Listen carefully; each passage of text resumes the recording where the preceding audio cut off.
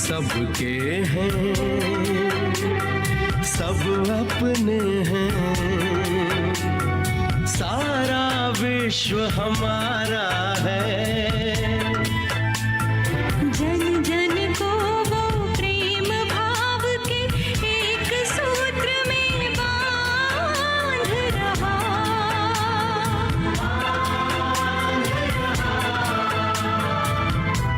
परमात्म शक्तियों वरदानों को प्यार से हम पर बरसा रहा। अंतर मन का आंचल भर ले, अंतर मन का आंचल भर ले। चलो आज जीवन सफल कर ले,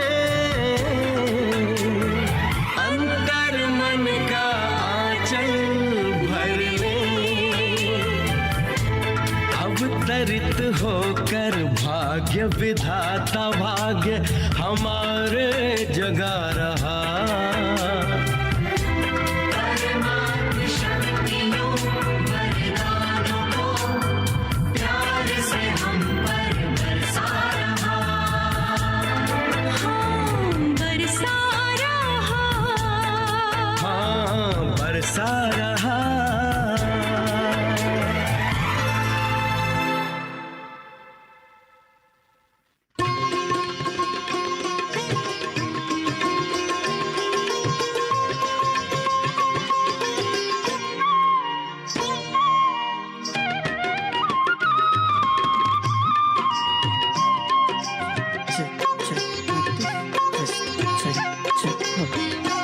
बांधो बांधो बांधो बांधो बांधो बांधो बांधो बांधो हो बांधो बांधो भाई बांधो अपने द्वार।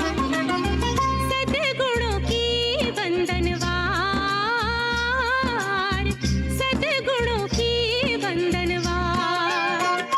ओ सद्गुण के सुंदर फूलों से होगा, सद्गुण के सुंदर फूलों से होगा जीवन तुम्हारा खुशबूदार खुशबूदार। बांधो बांधो बांधो बांधो ओ बांधो बांधो भाई बांधो अपने द्वार।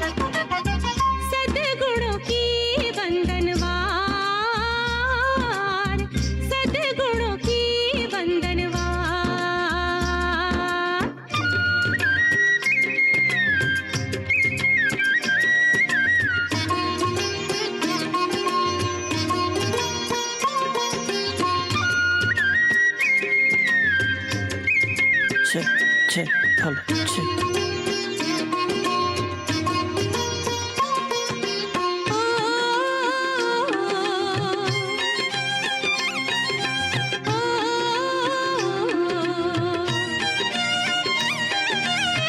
अपने विचारों में बसा लो रे पवित्रता, वाणी में भर लो मिठास और नम्रता।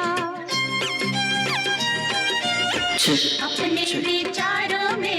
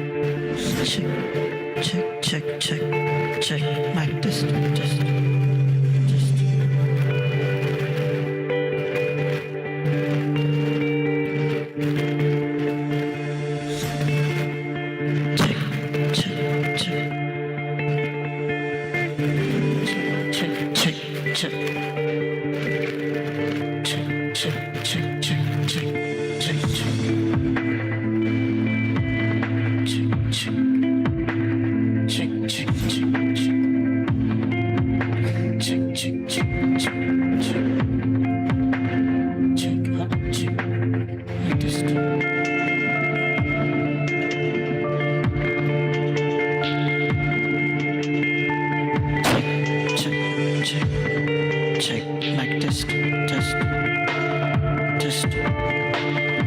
Check, check, check, check.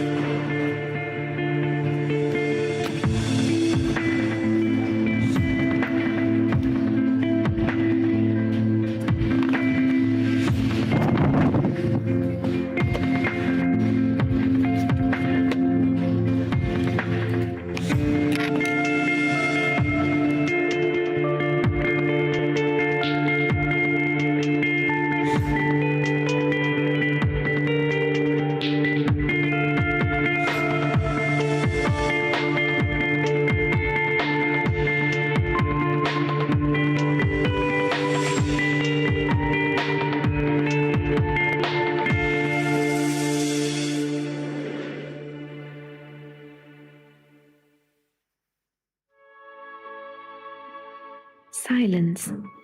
Silence is not about sitting down and being passive, but being active in a peaceful way.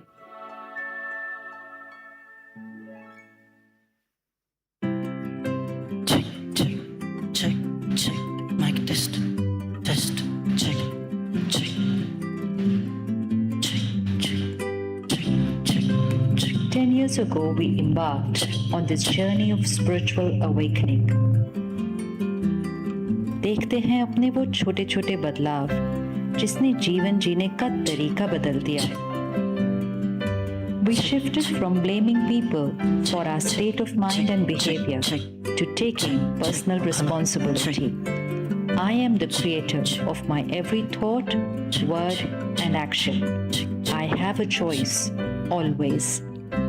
अपने मन की स्थिति की जिम्मेवार सिर्फ और सिर्फ हम हैं. We understood exams and targets are not stress.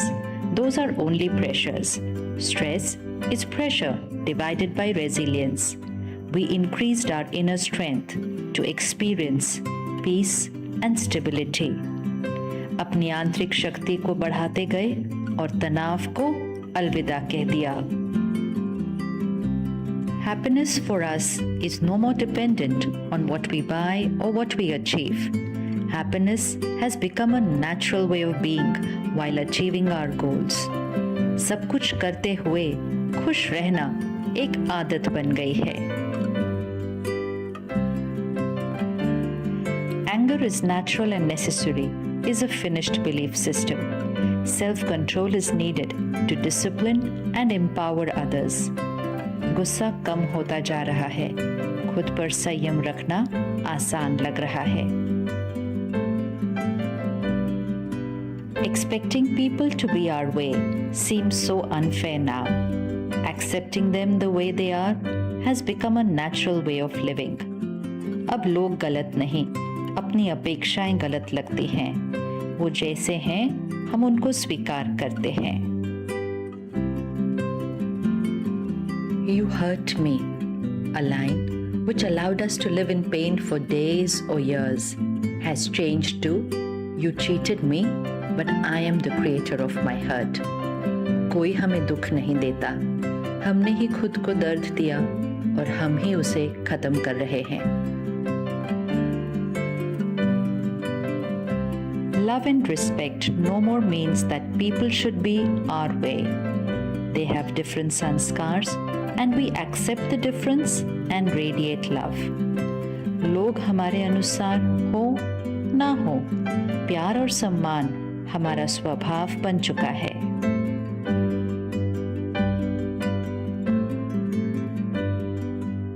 Life is a competition, a belief system which distanced us, is replaced by life is about sharing, caring and cooperation. सफलता सिर्फ हमारे आगे बढ़ने में नहीं, औरों को आगे बढ़ाने में है।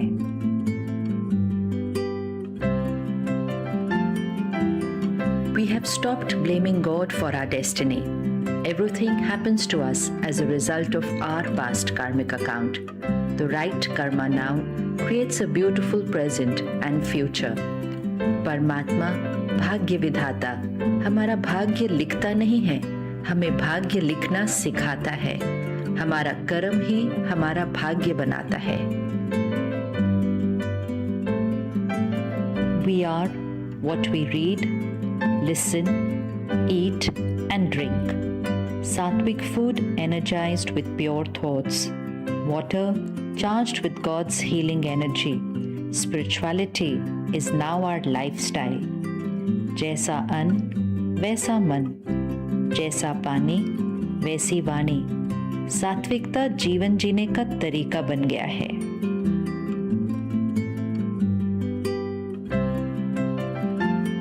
God is no more a concept. God is our parent, teacher, and Sadguru. We experience a personal relationship with Him. God was always online, but now we are connected. परमात्मा के साथ एक प्यारा सा रिश्ता बन गया है। उनका ज्ञान, प्यार और शक्तियाँ हर पल हमारे साथ हैं।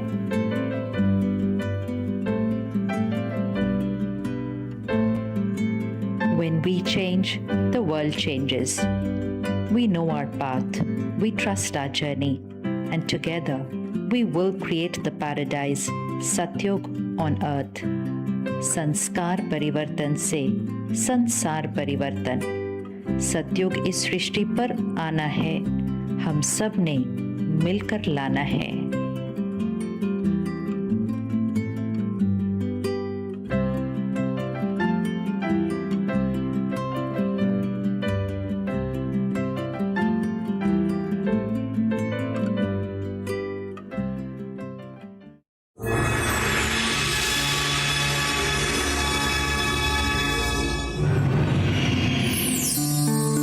Living values produces greatness in and gives significance to human life. Today, to some degree, human life drifts without direction and meaning.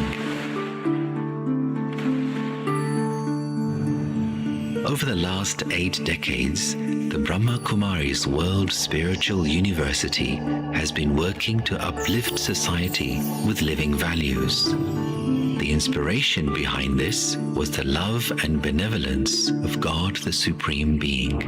In 1936, in Sindh, Pakistan, God the Supreme gave divine inspirations to Dada Lekhraj, and the seed of the Om Mandali group was planted. Dada had always had deep faith in God, and due to his intense desire to experience God, the Supreme himself granted divine visions to Dada.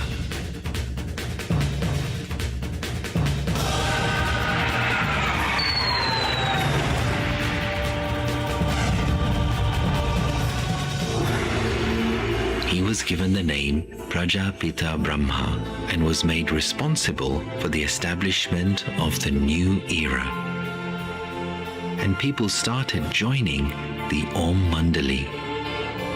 Recognizing the true potential of women, Brahma Baba entrusted the leadership of the organization to them. Following the India and Pakistan partition, in 1950, Om Mandali relocated to Mount Abu, Rajasthan. And thereafter, members stepped forward to serve society both within India and overseas. This organization became known as the Brahma Kumaris World Spiritual University. On January the 18th, 1969, the organization's founding father, Brahma Baba, passed away. The running of the organization was handed to Dadi Prakashmani, and due to her proficient leadership, the university has spread across the world, and its 9,000 branches in 133 countries have taken the form of a vast tree. Pandav Bhavan at Mount Abu, India, is the international headquarters of the organization.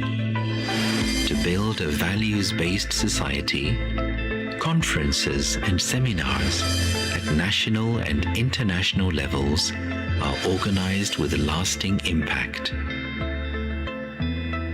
In the year 1981, the university received recognition as a non-governmental organization at the United Nations.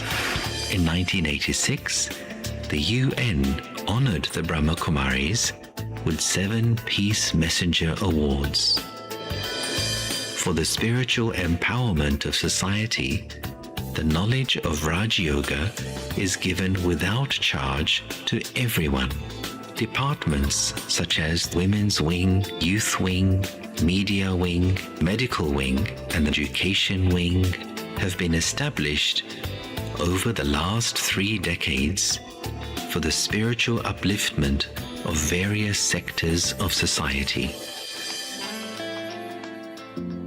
Following the passing of Dadi Prakashmani ji, Raj Yogini Dadi Janki ji was appointed as the new administrative head, with Raj Yogini Dadi Hirday Mohini ji and Raj Yogini Dadi Ratan Mohini ji as additional administrative heads.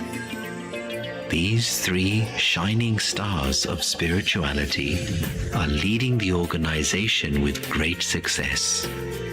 Regardless of religion, caste, age, and language, anyone can receive great benefit from this spiritual knowledge. To date, millions have stepped out of their limited belief systems with the elevated feeling of one world family and are creating a new values-based society. Om Shanti.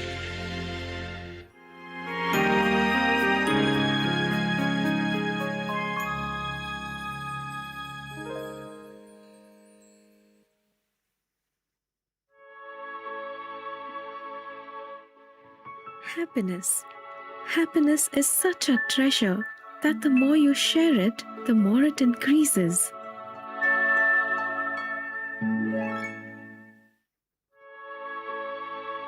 Humility. A humble person never feels that he is bowing to other.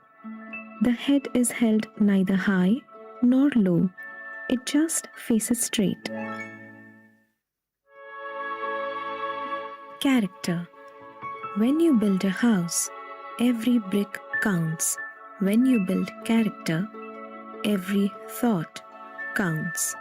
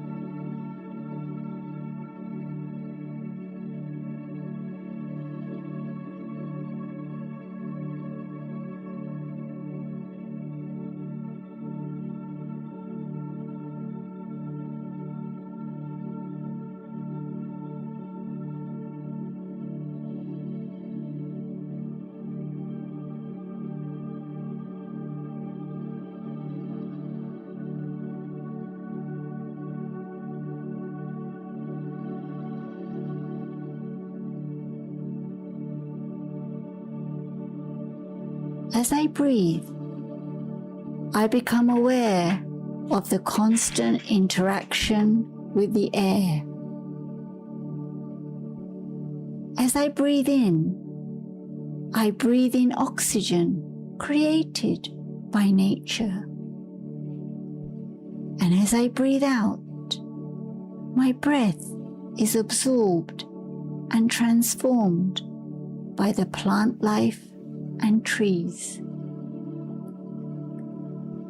As I breathe, I am aware we are all connected in this wonderful cycle of life.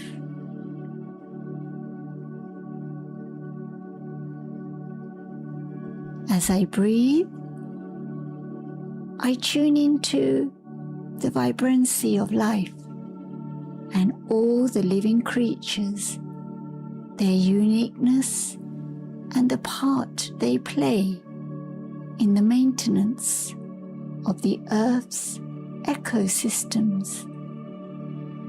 As I breathe, I find my inner peace, oxygen for the soul.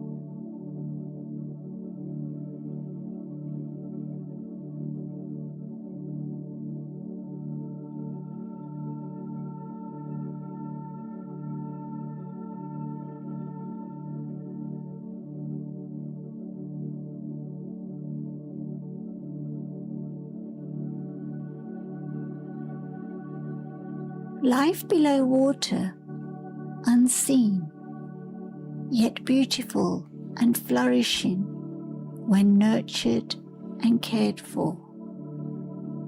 Rich in abundant plant life, a multicolored world deep within the sea. I tune into my inner world, an unseen world that needs to be cared for. I notice the wealth of my inner qualities, all the colors of this world ready to share as gifts.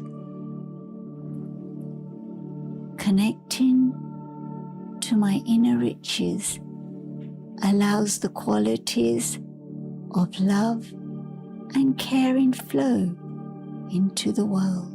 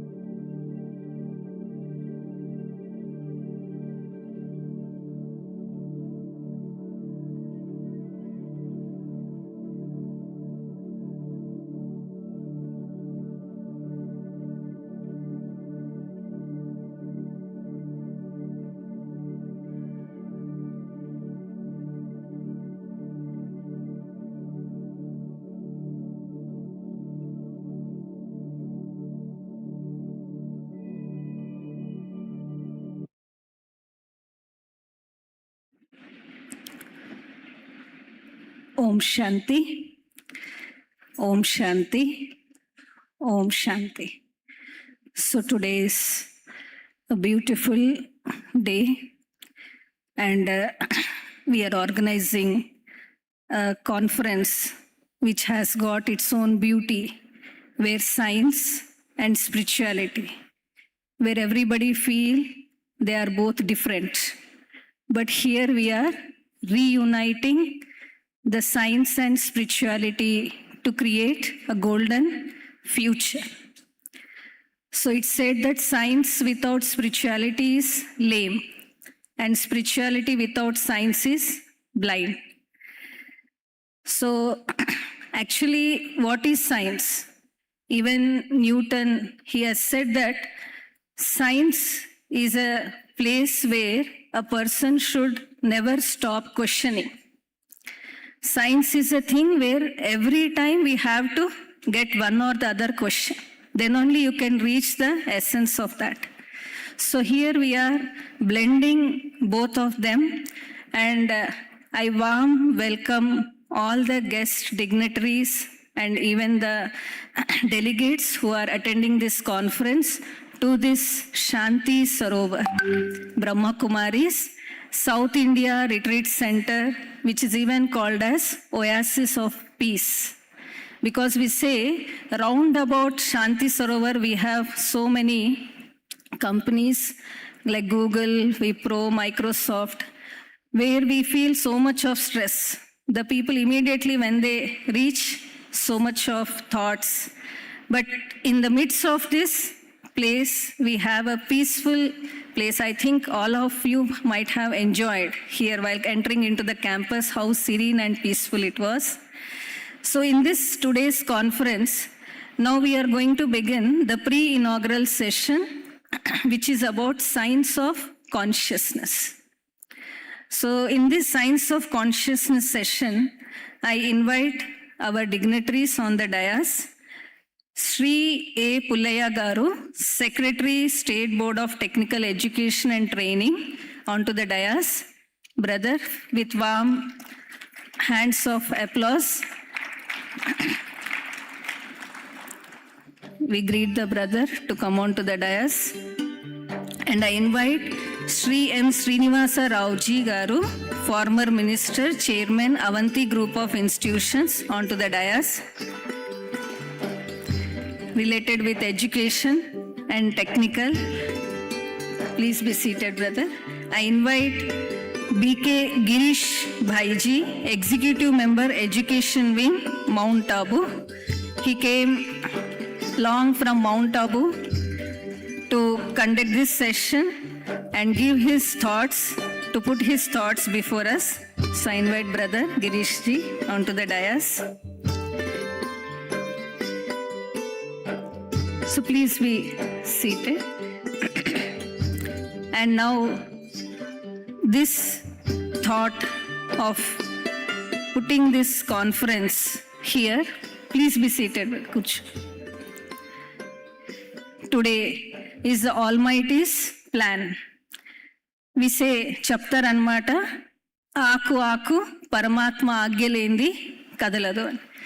So Iroju, today this conference also, the thought to put into this place, the Anjali sister, she is the coordinator of the Scientist and Engineering Wing of Brahma Kumaris in Hyderabad region. And the thought even of our brothers, who is the senior most Raj Yoga practitioner, brother Bose Bhai also, he is also an engineer, and wanted to conduct this scientific conference.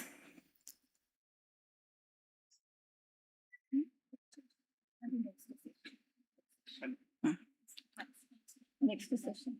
अभी बुलाने के लिए बोलो. दीदी बोले क्या? So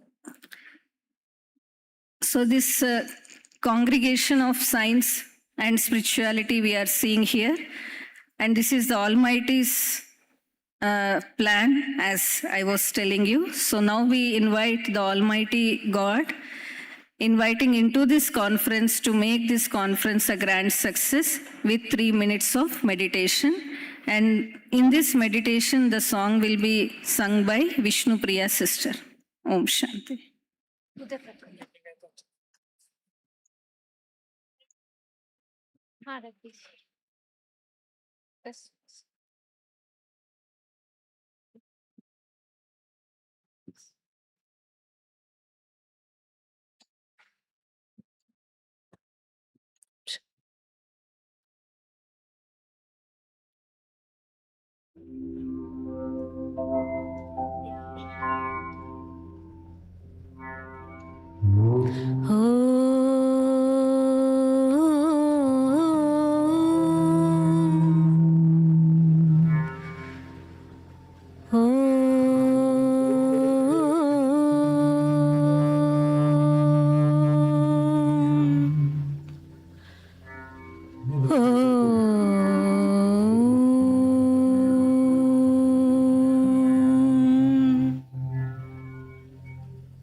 మనసుమాయ మరలించగా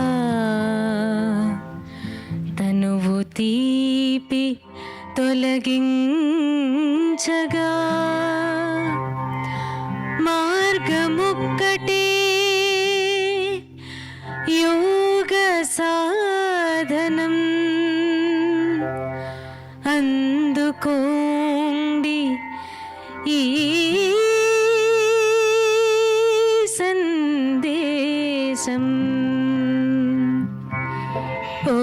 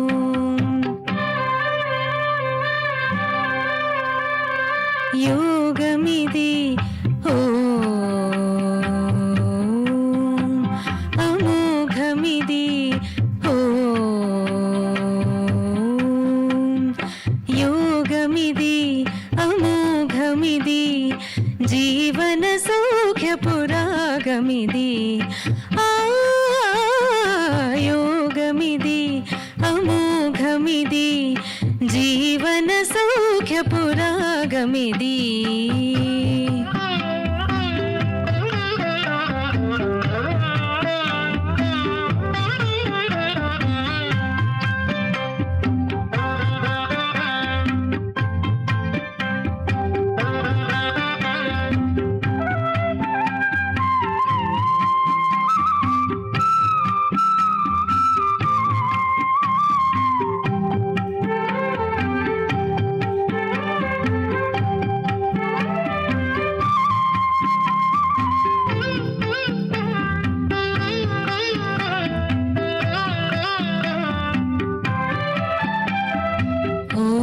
శాంతి ఓం శాంతి ఓం శాంతి ఓం మనసు నిశ్చలం మాట నిర్మలం యోగుల చరితం పరమ పావనం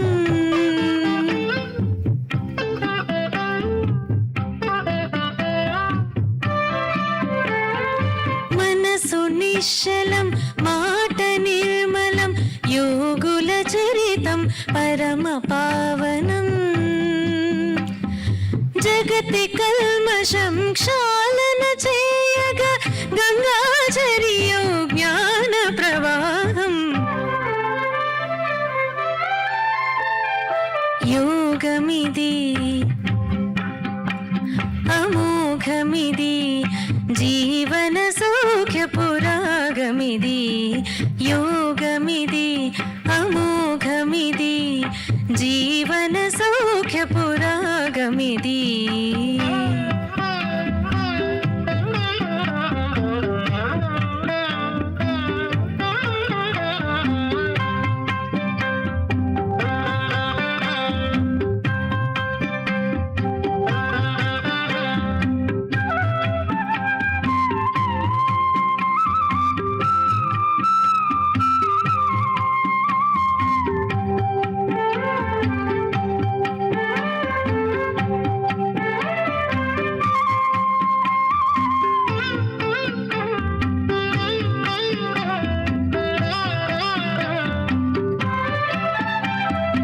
ఓం శాంతి ఓం శాంతి ఓం శాంతి ఓం దివ్య పరిమళం మంచు మధువనం యోగుల హృదయం ప్రేమ ప్రాంగణం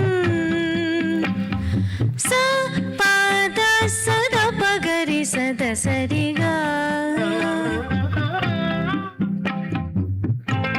పగరి సరి ద పగరిగా సద పగప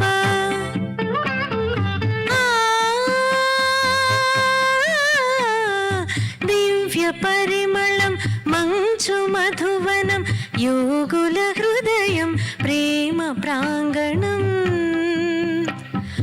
యోగ దీప్తితో తేజరిల్లు ఈ జీవనమైన శాంతికేతనం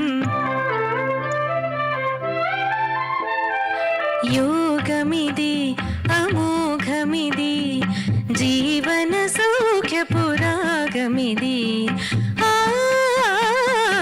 యోగమిది అమోఘమిది జీవన Soukhya పురాగమిది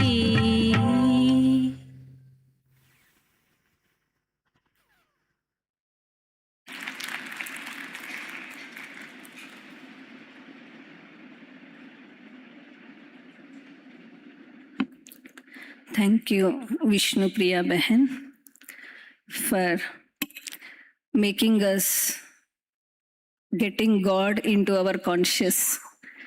So now I invite the sisters to welcome the guest dignitaries on the dais by presenting the samplings.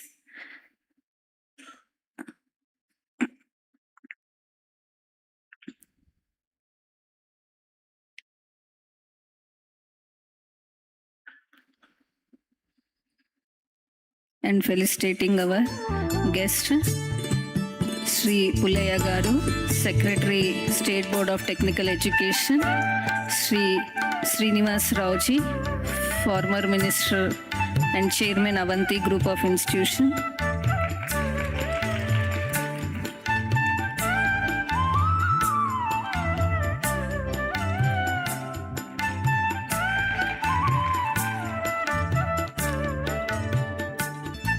Girish Garu, Executive Member, Education Wing. It is said that science means never stop questioning. But spirituality, we say, stop questioning. So both are quite opposite. So now entering into this session, so again I invite Vishnupriya sister to sing a song welcoming our guest. And Vishnupriya sister, she is also a BTech graduate. After completing her engineering, she got dedicated into the Brahma Kumaris. Since 10 years, she is into Shanti Sarovar, dedicating her services. And even she got gold medal in Paduta Tiyaga, where Balasubramam Garu used to host this Paduta Tiyaga sessions. And she's a very good singer and got gold medal also. Again, I invite Vishnupriya sister to welcome our guest with her sweet voice. Om Shanti.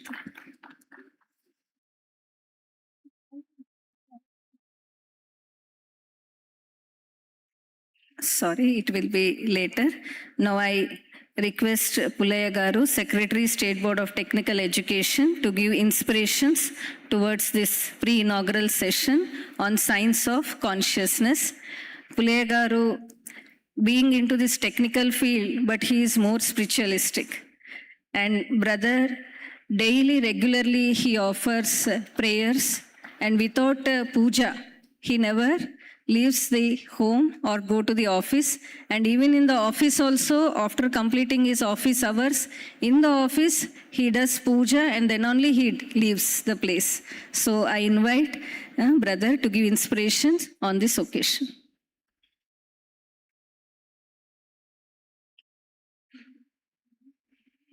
Good morning to dignitaries on the dais and off the dais, and very learned intellectuals before me, and also blessed souls of this good morning. Very good morning to all of you. Really, I am blessed to be here. It's my privilege to stand before you. I myself, accompanied by our Joint Secretary, Dr. Venkateshwar Garu, immediately after entering into this campus, it's my feeling I shared immediately that I'm in a divine world, I can say. It's a, wherever we experience the divinity here, entire. What sister told, I start my day with the puja for minimum 3 to 3.5 hours every day. I used to serve 1 hour in the Shivalaya. After that, I used to visit Lord Venkateshwar temple, where I was the Dharmakarta. I'm blessed to be there. After that starts by 10 o'clock to the office. I leave my office, I don't know when I will leave the office. In our office also, with our employees, we constructed one temple, Durga Mata. When leaving, I used to perform the puja and leave the office every day. I used to say always to my colleagues that Secretary is not busy. Secretary is a free bird. Secretary is always connected with the God. Good things, innovations, inventions, discoveries. His mind will be always that. Sometimes I used to share with my colleagues whenever we are the free. I used to say to my employees that always come with a smile and leave with the smile. If you feel tension, I'll feel it. As a leader, I used to feel that. Always it should be a divine world, should be a divine thought. Office should be a divinity, divine world. It's a puja to the society, I can say. Recently, I got a realization that is thinking is required or not. No need. Because we have the duty chart, our mind is cultivated, habituated for nearly 35 years. No need of this thing. No need of thinking. Thinking shall be always towards the innovations, good for the society, good for the humanity, peace of the country, peace of the universe. Our thoughts shall be like that. I used to share with my colleagues always. And 2 days back, I got a dream in that, I think I don't know, but maybe Dalai Lama or Lord Buddha is doing mantropadeshan to me. Immediately, Morning I came to my office, or Dr. Venkateshwar garu told that, sir, I have seen you in the avatar of Buddha 2 days back. Whatever I thought of, I dreamt. Next day I used to realize that is the connection between these two souls, Dr. Venkateshwar garu and myself. He is also always in thinking of divinity. And one day, when I wear the Ayappa Mala, morning he called me, Swamiye Sharanam Ayyappa. You don't know, I'm going to wear that. And so many, this divinity connections that is called, I can say, I realized that when we think about ourselves, only we will be there. When we think of others, you will be there. When think of the society, God will be there always. This is my opinion always. And if you think of yourself, thinking only, that is materialistic thinking comes. Think about the society, divine things comes to you, and divine thoughts comes to you. All the innovations are the results of the divinity and divine. And if you ask any scientist, do you want to invent or discover this thing? He used to say, no, sir. I am thinking of something. I invented something sometimes. All inventions are, if you see that, incidental and accidental, I can say. Those are the thoughts and blessings of the mighty power, you can say, whatever you name. There is a power which is running us. If we realize it, it's okay. Just now when we are having a cup of tea, and many big shots are expressing their experiences and growth.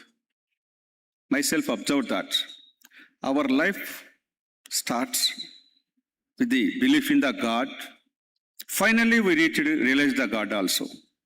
So all we together, because after a materialistic journey, it is essential and compulsory to some extent. Finally, we reach to this area where the answer and end is the, you can say God, or you can say mighty power, you can say the Lord. So always I used to say that we have to realize that thing. A small life of 100 years, definitely materialistic world is required for survival, but that is not the whole world. Beyond that, there is a world, just like we had shared with the professor, and there is a world beyond which, where we can get some peace of mind and a smiley face. And if you see a baby born, he will be always connected with the God. After that, disconnection takes place. Finally, we have to connect with the God when there is nothing with us. So, whatever the achievements, whatever the things, whatever we have achieved, I can say always proudly that it is dedicated to the God. We are moving, we are surviving, we are leading because of the God, because of the power. And beyond that, we should have the peace of mind, a smile in the face always. Definitely, earn a lot, whatever it may be, that is not ultimate, maybe part of it, but ultimate, we should live with the peace. Our surroundings should be the peace of mind, peace. And I used to feel in this era of communication, I used to feel a lot of things, but I am helpless. I used to pray the God, why the wars are going on? Why the human beings are punished, killed? I used to pray the God here. Today morning also, when I came to the office, I shared my opinion with my driver that for the last 3 days, I am praying the God for the rains of the society. Today, I realized that there is some sympathy towards it. God blessed it with a small rains. If you live for yours, maybe live for the society. It is the holistic nature. It is the ultimate aim of the life. Definitely, we can earn crores of rupees, we can earn power or not. Ultimate, we are answerable to the God. Ultimate, our aim is to be a peaceful mind, at least. Inner consciousness, always. There are two minds. One is external and one is internal. Internal, we have to observe the mind. As per the Ramana Maharshi, always you should be a conscious. ఎరుకతో ఉండమని చెప్తారన్నట్టు. ఎరుకతో, always we should be conscious what thoughts are coming and going. What Lord Krishna given his divine blessings in the Gita.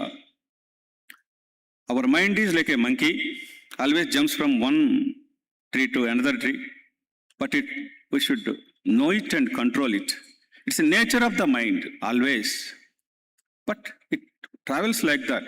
But we have to control it, we have to keep it. And once a question was asked to Ramana Maharshi garu, మీరు ఏం చేస్తున్నారని అడిగితే ఆలోచనలన్నీ తెచ్చి దగ్గర పెడుతున్నాను అని చెప్పారట. అంటే because of for all the irregularities or all the disorders in the, I realized that the body is only the thought pattern. Only the thinking nature of the man controls the body, disorders to the body. Professor has shared me that someone is thinking of, she might have got cancer. That thinking should not be there. For everything in disorder in your life, you are the cause. We are the cause. We are the answer. We are answerable. We are accountable. If BP comes, we are answerable. Sugar comes, we are answerable. Don't blame. No need to blame anyone. Even God also, our parents also, someone also. Only the thinking and thought pattern. If you controls well, you say always, it is limited. I am here. What I am doing, I am physically, mentally, I am here. If you say, no disorder comes. And ultimately, someone used to say that I want to become a controller of the world. First control your mind, please. Then try to control the world. We have to control and conquer our mind. It should be physically and mentally and consciously, it should be with us. It dreams always, there shall be control on it. No one stops, but we have to control. Come to a conclusion that where physically and mentally we should be at one place. In one interview, some top person reached the top position, asked, what is the secret of your success reaching the top position? His answer is, whatever I do it. Wherever I may be there only. ఎక్కడ ఉంటానో అక్కడే ఉన్నాను, ఏం చేస్తుంటానో అదే చేస్తుంటాను. మనస వాచ కర్మణ.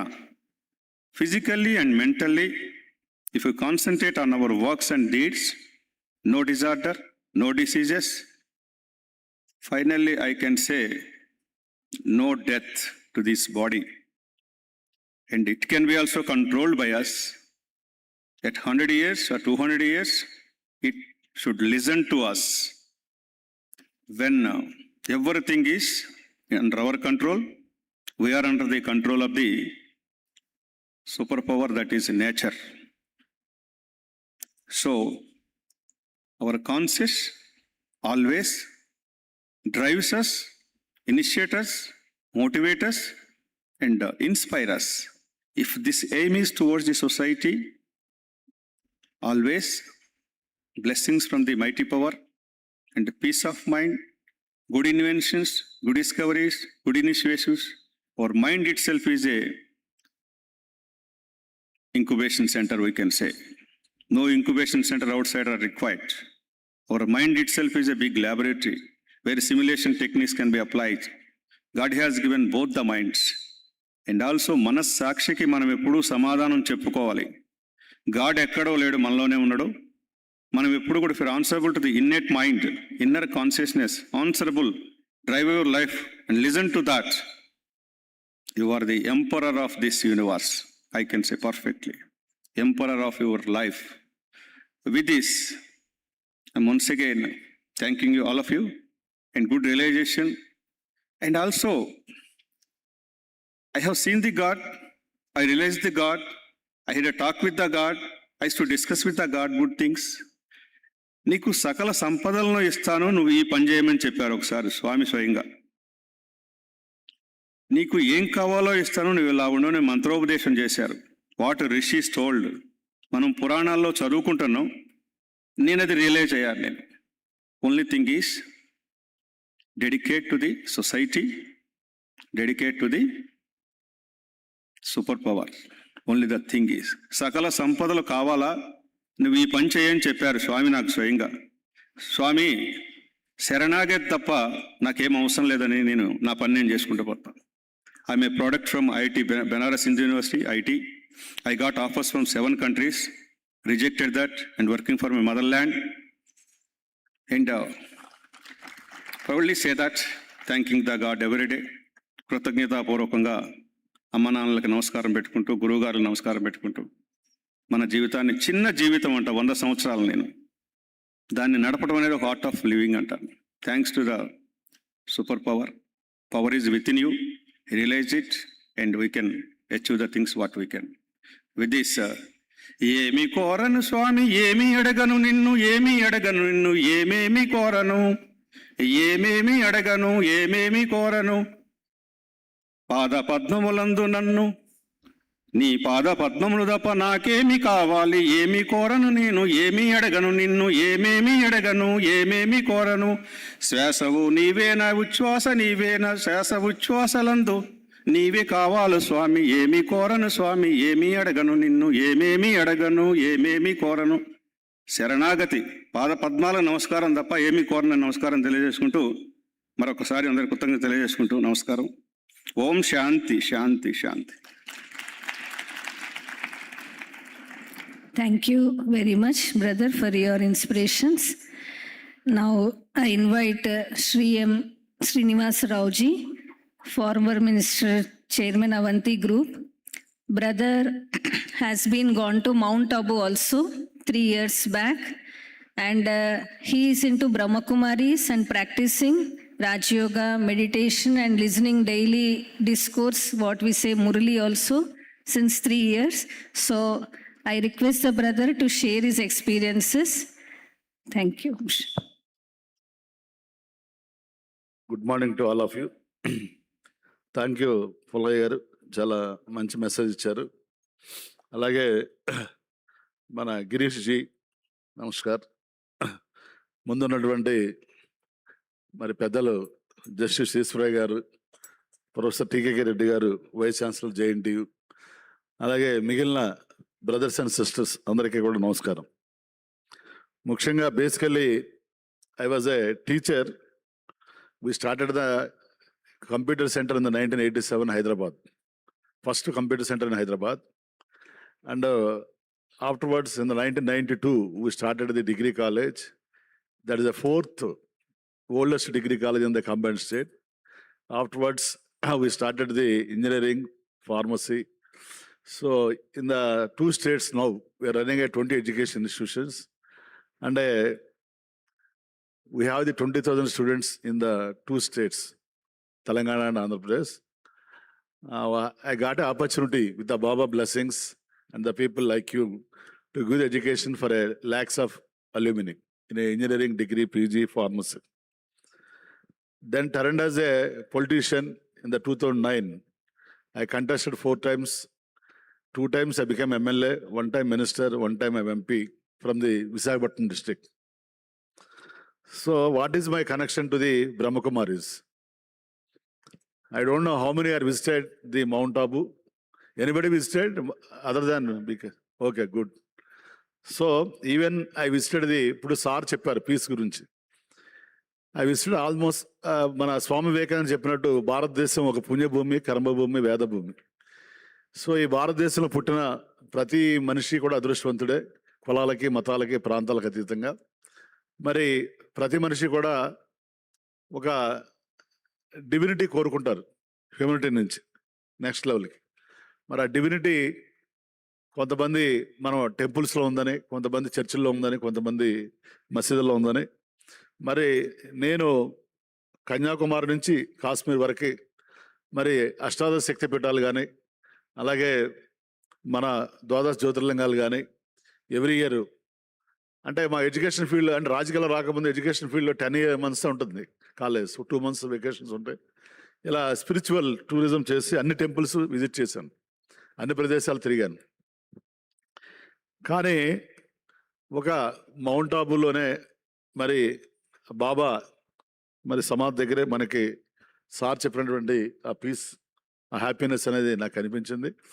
మరి 3 years నుంచి రెగ్యులర్గా నేను ఈ బ్రహ్మకుమారిస్ మురళి అని చెప్తారు. మరి నా ఎలక్షన్ రోజున కూడా, రిజల్ట్ రోజున కూడా మరి నేను ఎమ్మెల్యేగా ఉండి మంత్రిగా ఉండి కూడా నేను ఫాలో అవటం జరిగింది సెంటర్కి వెళ్ళి. చాలామంది కొంతమంది మా బ్రదర్స్ సిస్టర్స్ కొంచెం డౌట్ పడ్డారు, మంత్రి గారు ఎమ్మెల్యే గారు ఓడిపోయారు ఎలక్షన్లో, మరి బాబా నమ్ముతారా లేదా, మళ్ళీ కంటిన్యూ అవుతారా లేదా అని. మనందరూ తెలుసు ఇది మనకి ఎటర్నల్గా కనిపించేవి ఈ పోస్టులన్నీ, మంత్రులైనా ఎమ్మెల్యేలైనా ముఖ్యమంత్రులైనా ప్రధానమంత్రులైనా. కానీ మనకి ఇన్నర్ పీస్ కానీ ఇన్నర్ హ్యాపీనెస్ కానీ అలాగే మన పర్మనెంట్ హ్యాపీనెస్ అనేది ఒక డివినిటీలో ఉందనే విషయం మనందరికీ తెలుసు. మరి తప్పనిసరిగా మీ అందరికీ నా రిక్వెస్ట్ ఏంటంటే, మౌంట్ ఆబు విజిట్ చేయని వాళ్ళు విజిట్ చేయండి ఒకసారి. విజిట్ చేసిన తర్వాత ఇదేదో రిలీజియస్ ఆర్గనైజేషన్ కాదు. మరి బ్రహ్మకుమారిస్ అంటే కొంతమంది బయట వాళ్ళు ఉన్నారు కాబట్టి చెప్పాలి మీకు, ఇదేదో ఒక రిలీజన్కో ఒక దీనికో సంబంధించింది కాదు. మరి ఒక 140 కంట్రీస్లో ఉంది ఈ ఆర్గనైజేషన్. ఎలాంటి కంట్రీస్లో ఉందంటే, రష్యా లాంటి కమ్యూనిస్ట్ కంట్రీస్లో భగవంతుడిని మనం ప్రేయర్ చేయకూడదు, చేస్తే దే విల్ కిల్ యూ. అంటే కమ్యూనిస్ట్ దే డోంట్ అలౌ అంటే they don't believe the God.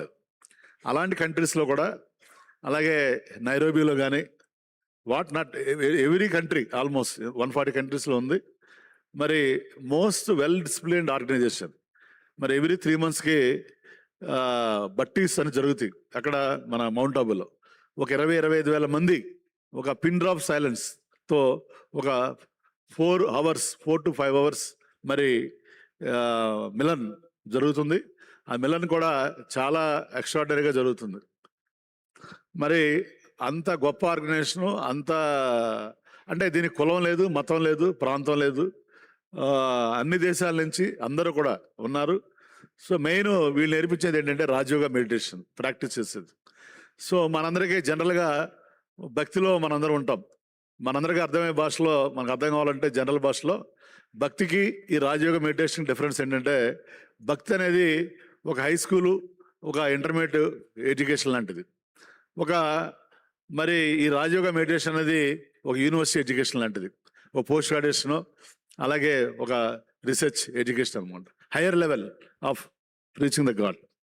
కాబట్టి తప్పనిసరిగా ఈ జ్ఞానంలోకి వచ్చిన వాళ్ళు ఎంతో శాంతిని, ఆనందాన్ని పొందడం జరుగుతుంది. మనందరూ తెలుసు, మనకు ఉన్నటువంటి హోదా కానీ, డబ్బు కానీ, మన కుటుంబం కానీ, మనకు కనిపించే బయట వస్తువులు కానీ ఇవేవి ఇవ్వలేని ఆనందాన్ని ఈ రాజయోగ మెడిటేషన్ ఇస్తుందని మరి నా అనుభవపూర్వకంగా నేను తెలుసుకున్నాను. ముఖ్యంగా జీవితం అన్నాక 2 ఉంటాయి, పూలు ఉంటాయి, ముళ్ళు ఉంటాయి, జయాలు ఉంటాయి, అపజయాలు ఉంటాయి, కష్టాలు ఉంటాయి, సుఖాలు ఉంటాయి. మరి సామాన్య మానవుడు ఎలా ఉంటారంటే వీటన్నిటికీ కూడా స్పందించటం, కష్టం వచ్చినప్పుడేమో బాధపడటం, సుఖం వచ్చినప్పుడు ఆనందించడం జరుగుతుంది. కానీ మా బ్రదర్స్ అండ్ సిస్టర్స్ వీళ్ళు ఎంతో డిసిప్లిన్డ్గా, బ్రహ్మకుమారిస్ కానీ బ్రహ్మకుమారులు కానీ మరి ఎంతో డిసిప్లిన్డ్గా ఉంటాం. వీటన్నిటికీ అతీతంగా మరి సర్వీస్, వీళ్ళకి జ్ఞానం నేర్చుకుంటారు, జ్ఞానంతో పాటు దాన్ని పాటిస్తారు. దాంతోపాటు సేవాభావంతో చేయటం జరుగుతుంది. దానికి హైయెస్ట్ ఉదాహరణే మన ప్రస్తుత భారత రాష్ట్రపతి శ్రీ ద్రౌపది ముర్ము గారు. వారు కూడా ఇక్కడ రావడం జరిగింది. వారు కూడా మరి బ్రహ్మకుమారి. వారు రాష్ట్రపతి అయిన తర్వాత కూడా ప్రెసిడెంట్ ఆఫ్ ఇండియా కొన్ని ప్రోటోకాల్స్ ఉంటాయి. మరి అక్కడ కూడా ఈ నాన్ వెజిటేరియన్ ఇలాంటివన్నీ లేకుండా మరి బ్రహ్మకుమారిస్ ఇది ఫాలో అవటం అనేది చాలా గొప్ప విషయం. మరి ఆవిడ ఒక మారుమూల గ్రామం నుంచి, ఒరిస్సా నుంచి వచ్చి ఒక దేశంలో అత్యున్నత పదవికి మరి వారు పనిచేస్తూ కూడా ఫస్ట్ సిటిజన్ ఆఫ్ ది కంట్రీగా ఈ బ్రహ్మకుమారిస్ని ఫాలో అవటం అనేది చాలా గొప్ప విషయం. వారే కాదు, చాలామంది ముఖ్యమంత్రులు, చాలామంది గవర్నర్లు, చాలామంది ఐఏఎస్లు అందరూ ఉన్నారు. అందరూ మనుషులే కదా. ఫస్ట్ మనం మనుషుల తర్వాత మనకు వివిధ రకాల హోదాలు భగవంతుడు ఇస్తాడు. కాబట్టి ఈ హైయెస్ట్ రాజయోగ మెడిటేషన్ని మీరు తెలుసుకోండి. తెలుసుకుని దాని ద్వారా మరి మీకు ఒక మంచి జ్ఞానాన్ని ఆ బాబా బ్లెస్సింగ్స్ మీ అందరికి కూడా ఇవ్వాలని నా అనుభవం చెప్పడానికి మా సిస్టర్ పిలిచారు. మరి మా సిస్టర్ కూడా నాకు 20 ఏళ్ళని తెలుసు. వారి ఫాదర్ బుచ్చయ్య గారు మాకు ఇంజనీరింగ్ కాలేజీలో 20 years బ్యాక్ ప్రిన్సిపల్గా చేసేవారు. వారు వచ్చి లెక్చర్స్ ఇచ్చేవాళ్ళు. సో కాబట్టి మాకు 20 ఏళ్ళు పట్టింది దీనిలో రావడానికి. కాబట్టి మనం ఎంతో అదృష్టం చేసుకుంటూ తప్పించి, ఎంతో మరి పుణ్యం చేసుకుంటూ తప్పించి ఈ హైయెస్ట్ రాజయోగ మెడిటేషన్లోకి రాలేము. వచ్చిన తర్వాత దీన్ని కంటిన్యూ చేయడం కూడా మరి చాలా పరీక్షలు ఉంటాయి. అలాగే మా అంజలి సిస్టర్ కూడా ఇక్కడే ఉన్నారు, ఎడ్యుకేషన్ వింగ్ హెడ్ ఆవిరి. మరి ఇక్కడ వీసీ గారు కూడా ఉన్నారు కాబట్టి వారికి నా విజ్ఞప్తి సార్, పిల్లలకు కూడా మన కాలేజీల్లో మనం చూస్తున్నాం. సో మనది అయిపోయింది, ఇదంతా హిస్టరీ. ఫ్యూచర్ ఏంటి, భారతదేశం ఫ్యూచర్ కానీ తెలంగాణ ఫ్యూచర్ కానీ ఏంటంటే మన గౌరవ మరి ముఖ్యమంత్రి గారు శ్రీ రేవంత్ రెడ్డి గారు వారు ఎప్పుడు కూడా ఎడ్యుకేషన్ గురించి చాలా ప్రత్యేకమైన శ్రద్ధ చూపిస్తుంటారు. వారు ఎప్పుడు కూడా చెప్తుంటారు ఈ ఎడ్యుకేషన్ ఇన్స్టిట్యూషన్స్లో ఈ డ్రగ్స్ కానీ ఈ ఉమెన్ అబ్యూజింగ్ అలాంటివి ఉండకూడదు. చాలా మరి పిల్లల్ని మనం ఒక మంచి పద్ధతిలో పెంచి రాబోయే తరాలకి మంచి విద్యార్థులు అందించాలని వారి కోరిక. అందుకనే మన ఎడ్యుకేషన్ ఇన్స్టిట్యూషన్స్లో కూడా సార్ ఈ సిస్టర్స్ని తీసుకెళ్ళి పిల్లలకు కూడా మనం టీచర్స్ కూడా ఈ పర్సనల్ డెవలప్మెంట్ క్లాసెస్, ఈ రాజయోగ మెడిటేషన్ క్లాసెస్ వాళ్ళకి చెప్పించడం జరుగుతుంది సార్. ఎందుకంటే పిల్లలు ఎవరు చెడ్డవాళ్ళు కాదు సార్, వాళ్ళ వయసు అలాంటిది. కాబట్టి ఈ రోజున మరి అన్ని చోట్ల కూడా పిల్లల్ని యూత్నే టార్గెట్ చేస్తున్నారు ఈ చెడు వ్యసనాలని సమాజంలో. కాబట్టి వాటన్నిటికీ దూరంగా ఉండటానికి కూడా ఈ రాజయోగ మెడిటేషను, ఈ personal development classes Brahma Kumari sisters చెప్పేది చాలా ఉపయోగపడుతుంది సార్. మన అన్ని అక్కడ విశాఖపట్నంలో కానీ ఇక్కడ హైదరాబాద్లో కానీ మా సిస్టర్స్ వచ్చి వారు చెప్పడం జరుగుతుంది. వారికి కూడా ధన్యవాదాలు తెలియజేసుకుంటూ, తప్పనిసరిగా మరి మహాత్మా గాంధీ ఒకటే ఫిలాసఫీ మనకు చెప్పారు, చెడు వెనకు, చెడు చూడకు, చెడు మాట్లాడరు. కానీ ఒక సెంటెన్స్లోనే ద హోల్ ఫిలాసఫీ అని చెప్పారు ఆయన. In all fields, in all the areas around the globe. కాబట్టి మనందరం కూడా ఆ ఒక్కటే ఫాలో అయితే చాలు. తప్పనిసరిగా ఆ విషయాన్ని 100% వాళ్ళు అమలు చేస్తుంది బ్రహ్మకుమారి సంస్థ. మరి అంతా వారు మంచే చేస్తున్నారు, అందరికీ కూడా మంచే చేస్తున్నారు, అందరికీ కూడా మంచి విషయాలే వినిపిస్తారు, అందరికీ కూడా మంచి విషయాలే చెప్తారు. కాబట్టి నేను ఎడ్యుకేషన్ ఫీల్డ్లో ఉన్నాను కాబట్టి నేను బాగా కనెక్ట్ అయ్యాను. ఎందుకంటే నాకు తెలిసింది మరి నలుగురు చెప్పాలన్నదే నా ఆలోచన. ఎందుకంటే మంచినే చెప్పమన్నారు. కాబట్టి తప్పనిసరిగా మరి రాబోయే రోజుల్లో కూడా ఈ బ్రహ్మకుమారి సిస్టర్స్ వీసీ గారిని పిలవడం చాలా సంతోషం. మరి అలాగే ఎడ్యుకేషన్ సెక్రటరీ గారు కూడా వచ్చారు. వారి అండర్లో మన రాష్ట్రంలో ఉన్నటువంటి పాలిటెక్నిక్ కాలేజెస్ అన్ని, ఐటీఎల్ అన్నీ కూడా ఉంటాయి. మరి తప్పనిసరిగా అలాగే మా జస్టిస్ ఈశ్వరయ్య గారు పెద్దలందరూ ఇక్కడ రావడం జరిగింది. తప్పనిసరిగా నెక్స్ట్ జనరేషన్ కూడా సార్, ఎందుకంటే మనం స్వామి వివేకానంద చెప్పినట్టు ఈ భారతదేశంలో పుట్టినందరూ కూడా ఒక పుణ్యభూమి, కరభూమి, వేదభూమి అని స్వామి వివేకానంద ఎప్పుడో చెప్పారు ఆయన. కాబట్టి ఈ దేశంలో మనం నైతిక విలువలకి, ఒక మోరల్ వాల్యూస్కి చాలా రెస్పెక్ట్ ఇస్తాం. కాబట్టి పిల్లలకి మనందరికీ ఎడ్యుకేషన్తో పాటు ఈ టెక్నికల్ స్కిల్స్తో పాటు ఈ సైన్స్తో పాటు ఇవి కూడా మనం టీచ్ చేస్తే వాళ్ళు ఒక మంచి సైంటిస్టులు, మంచి ఇంజనీర్లు, మంచి మేధావులతో పాటు మంచి మనుషులుగా కూడా అవడానికి అవకాశం ఉంటుంది. కాబట్టి మరి వీరు చేసినటువంటి చేస్తున్న సేవలను కూడా ప్రతి ఒక్కరూ మన సమాజంలో గుర్తించి వారిని గౌరవించాలి. బ్రహ్మకుమారిని మీ అందరికీ, పెద్దలందరికీ కూడా నేను విజ్ఞప్తి చేస్తూ సెలవు తీసుకుంటున్నాను. ఓం శాంతి. థ్యాంక్ యూ వెరీ మచ్ అన్నయ్య గారు. సో అన్నయ్య విశేషత ఏంటంటే every orientation program in his college, even engineering college, pharma, degree, science, all college orientation ప్రోగ్రామ్స్లో బ్రహ్మకుమారి సిస్టర్స్ని ఇన్వైట్ చేస్తారు వాళ్ళ sessions. Even Rajayoga meditation classes కూడా అందరు స్టూడెంట్స్ ఎవ్రీ బ్యాచ్కి చేయిస్తూ ఉంటారు. So thank you once again అన్నయ్య గారు. So now coming to the topic of this pre-inaugural session, science of consciousness. So we have a lot of doubts about consciousness. So many times in our natural way also language we say conscious, yeah, supra-conscious, unconscious, are you conscious or not? So what really is consciousness? So this topic will be enlightened to us by Brother Girish Bhaiji. He is on the way from Mount Abu here today. So he is a Raj Yoga student and practitioner since childhood, 40 years. Inspired by the works of Earlwise spokesman and prominent pillar of Brahma Kumaris, Jagdish Bhaiji, he extensively studied and researched consciousness. And he has authored many books also, and he has documented some films like Eternal Truth, Who Am I, 3D film, A Meditation Experience, and Eternal Truth, God. And he has a collection of small 21 soul conscious practices also. And he is basically an electronic engineer and extensively experienced in IT industry as hardware, software, and a firmware designer and manager at prominent IT companies. And he holds several research patents also, and he is an entrepreneur. So I invite Brother Girishti to enlighten us on this topic of science of consciousness.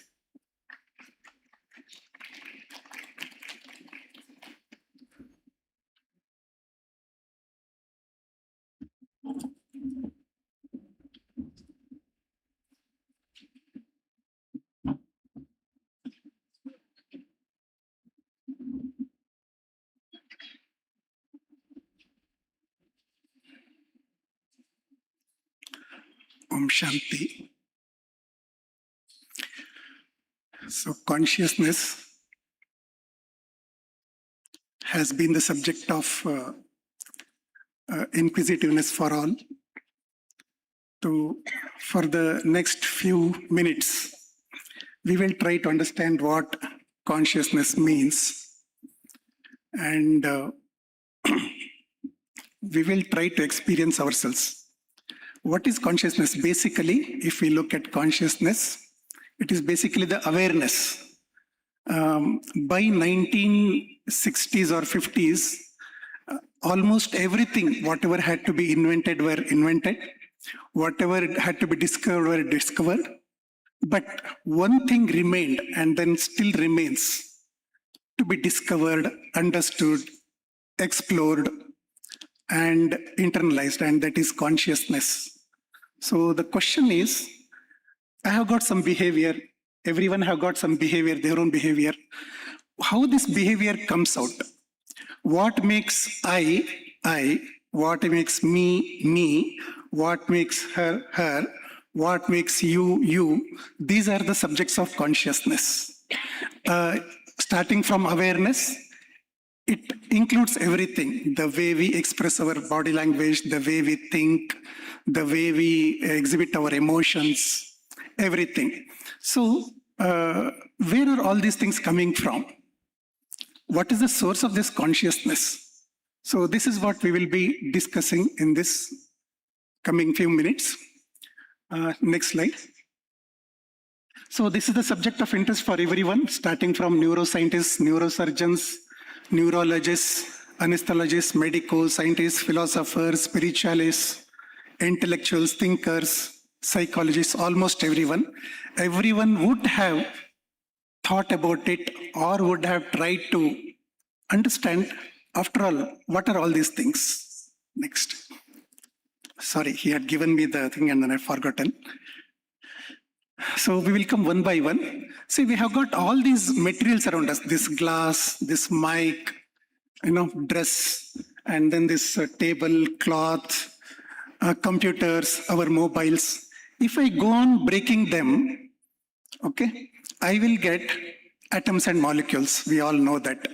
We all agree that these things, these materials don't have consciousness. By the same logic, if I look at these physical particles, basic physical particles, they also don't have consciousness. I think you will all agree with that. Even the basic particles, whatever we see around, the world that is made of, they don't have consciousness because all are lifeless. And these days, why we have to emphasize this again and again is, like there is a school of thought these days where they say, the basic physical particles, like, atoms, molecules, electrons, may have some kind of consciousness. That is the proposition, that is what some people say. But we should be very clear, none of these particles have got awareness of their own. They don't have any awareness. These things don't have any awareness, which means the constituents of all these materials, they cannot have any awareness of their own. They don't have that ability. So starting from all the basic fundamental physical particles to all the way whatever we are seeing, perceiving, they don't have any consciousness or life in them. Okay, next. So, like now, all these basic physical particles, they make up everything that we see in this world. Either all these articles, objects, materials, or the bodies of all the human beings, animals, birds, like trees, plants, etc. You know, all these bodies which we see, they are all made up of these basic physical particles. They make up the cells, and then cells make up the organs. But the fundamental things are always these basic physical matter and physical energies, which don't have consciousness or awareness in them. This is the first point to we have to like keep in mind. And then the second thing is, no, see, when we say consciousness, invariably this brain is like brain comes into the picture. What is this brain which is there inside the head? Okay, so that also is made up of physical particles. The constituents of brain is nothing but neurons or nerve cells, and then these cells, they are all made of physical particles which are insentient by nature, which are lifeless, which are not having consciousness. So the brain, the particles in the brain, and every bit of ions, electrons, etc. that keep moving in the brain and then form the neuronal paths, they don't have any awareness of their own. This is the point to keep in mind again. And then there are some 86 billion neurons, trillions of connections. And the understanding is, or the theory has been, that it is so complicated, it somehow creates consciousness. It somehow creates thoughts. It somehow, relates to what we call as mind. But one thing we have to understand, when the basic physical constituent that cell by itself doesn't have consciousness, how can the consciousness evolve by mere bundling of the non-conscious matter? So it defies the logic. So, that couldn't have been coming from the brain. So the brain is full of only physical particles. Moreover, when we say, like this neuron, it has some particles coming from up to 2 lakh neurons preceding it, and then it will, it will lead to another 10,000 neurons, any of them, and then they form neural network or neuronal firing. Now, somewhere there is what is called as action potential. I'm being a bit technical here. There is an action potential, some voltage is flowing there. And this leads to thoughts. That is another hypothesis. But electricity is everywhere. In all these mobiles, these gadgets, everywhere there is electricity. It doesn't mean that there is a thought there. So thought doesn't come from electric currents also. We see electricity everywhere, and then there are no thoughts. We should be clear about it. And see, brain is again compared to a computer, very precisely a microprocessor or a microcontroller, where there are a sets of inputs, and then it will give out outputs. And there is what we know like the program sitting there, and then which will be deciding what should be the output for a given input. So the question comes, is there some program sitting in the brain which will do all these things? That's the question. So I'm standing here, I'm seeing whatever I see, it's the same. Even if everything, whatever I'm saying is the same, I still have a sip of water. I still may eat something even when I'm not hungry. I can still go and then take a walk when there is no reason at all. So for no reason, I will do many, many things. So is there a program sitting in the brain which will do all these things? We have to think about it. So there are so many regions in the brain, is there any region called intelligence? So it couldn't have happened like that, because there is no evidence that such an intelligence entity sits in the brain. Of course, brain is supposed to have, thinking, there are seats where higher thinking takes place, higher decision making is taking place. But there is no entity or a region sitting in the brain which gives rise to consciousness. And then it cannot be possible also, because a microprocessor may be subjected to some limited number of combinations, but what we are subjected to is huge number of combinations. Every second, every minute, we are exposed to so many visuals, so many things that we hear, and then so many sensations. No, there are many, and then it is impossible that some program will know that what all we will get and then organize responses for all the inputs. That thing is impossible to happen. So there is nothing like an intelligent entity sitting in the brain. So the whole brain from head to toe is a bundle of lifeless matter, a matter without any consciousness. Mere huddling together of particles, at one place cannot give rise to consciousness. So then we will go to the third point, very interesting one. There was a doctor, you can research about him, Wilder Penfield. He was a neurosurgeon. He was born in 1891. From 1935, okay, he started conducting brain surgeries. And for 30 years he did it. And then at the end of 1960s, he wrote a book, what is called as Mystery of the Mind, a critical study of consciousness and the human brain. No, let's just first understand that he's not an ordinary neurosurgeon. He's a world-class neurosurgeon. He's the father of a neurosurgery. He, he was responsible for what is called as Montreal Protocol. The brain mapping were all his brainchild. And then he records his experiences in this book. When, it was against the tide, he wrote like this. And then what he did is, usually he was treating epilepsy, where the head region is given local anesthesia, it will be cut open, and then they will remove some extra growth for the epilepsy. During that time, he did some live experiments on the human beings. The patient is lying on the operation table, but he's conscious, patient is conscious, but blindfolded, and the doctors have got full control of the brain. What he does is, he gives current at some places in the brain. The hand moves. He asks the patient, you are moving the hand. The patient says, I didn't do, you did it.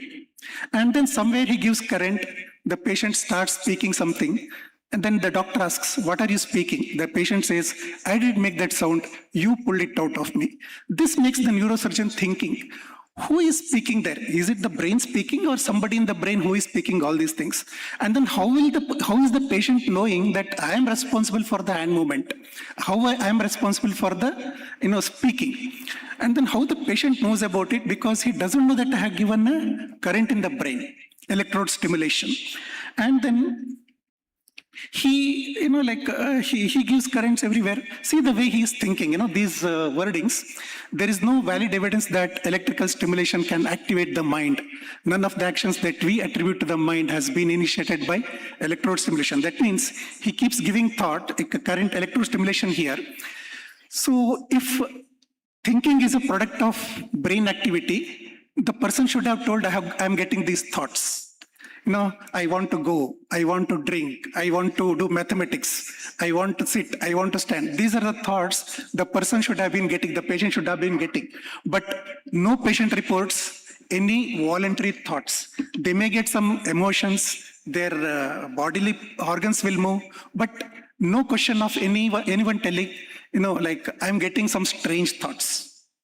So then he says that due to this electrode stimulation, nobody said, he was not able to change their decisions or their beliefs. Decisions, I want to do something like this, it remains the same even after the surgery, even after the electrode stimulation. So all these things, and then beliefs. The beliefs remain the same, it couldn't be changed. And then he goes on thinking, and then he says that the brain can be explained by only two things. There is something called brain, and then there is something called mind. Mind is having its own energy, and then it is running independently. Brain is working independently. Mind makes use of the brain. That's the conclusion he makes. And he even thinks about how a child is born, and then, curiosity to learn everything, and, this body language, how love, peace, happiness comes into the, people. And then all these things he analyzes and then says, perhaps this couldn't have happened with the known architecture or design of the brain. The design of the brain or the architecture of the brain is such that it can do the same things repeatedly, but it cannot do new things every time. But we end up doing new things every time. So he analyzes so many things, and then in the end, he writes like this. What a thrill it is then to discover that the scientist too can legitimately believe in the existence of the spirit. This is as told by the top-notch neurosurgeon. We couldn't have got another, verification or a validation, other than this. But still, people keep wanting proofs, evidence. Okay, so there are some more. So come 2025, and then another neurosurgeon who conducted some 6,000 neurosurgeries, Michael Legner, he confirms whatever Wilder Penfield did. Not only that, he says he has studied so many MRI scans, and in many of the cases, most of the brain was missing. The brain was not there, 80% of the brain was not there. Then how was the person normal? Who was responsible for that person being normal? And then he concludes soul is there. And last year in April, in the conference on science and faith, he declares that soul is there. Okay, there couldn't have been another evidence like this. And there are many such unexplained phenomena in this world. This I will skip. I think you would have come across many, many anecdotes, many stories regarding all these things. I will skip this one. We have got other things to discuss. And 100 years ago, there was a scientist, you would have heard about him, Erwin Schrödinger. He writes a book, What is Life? The Physical Aspect of the Living Cell. See the title, With Mind and Matter. And then in that, he says, see, like all these physical particles, he's a quantum scientist. He knows in and outs of all these particles. All these particles, like electrons, protons, neutrons, ions, basic physical particles, they cannot be huddled together. If they have to be, they all, by nature, they will keep spreading out everywhere. By the third law of dynamics or entropy, they will never be staying at one place. If you apply a lot of force, they may stay at some place for some time as a bunch, and then again they will spread out, they will scatter. But in the bodily cells, his question is, in the bodily cells, all these particles are working so harmoniously, so beautifully, an extremely complicated factory, which is unheard of in this Mother Earth. Such a factory doesn't exist, and then it cannot exist also. Such a beautiful nature where, like in unbelievable precision, in unbelievable harmony, all these particles are working in the bodily cells. How is it possible? Which force is acting on these cells? That was his question.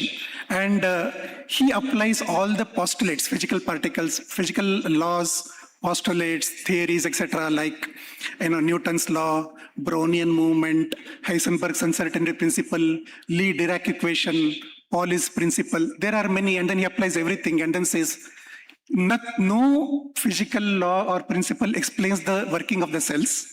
The only possibility is, the only possibility, he beautifully says, the only possible inference is, I think. See that emphasis on I think that I in the widest meaning of the word, that is to say every conscious mind that has ever said or felt, I am the person who controls the motion of atoms according to the laws of nature in these cells. See, that's the way this scientist says. One from the biology, a neurosurgeon, another from the physics world, this Erwin Schrödinger. They tell these things very beautifully, and yet, out of ignorance, people keep asking for evidence. How the consciousness creates, where the consciousness, that's what, like they are hell-bent on thinking that consciousness has to come from brain. Recently, there's a scientist called Christopher Koch.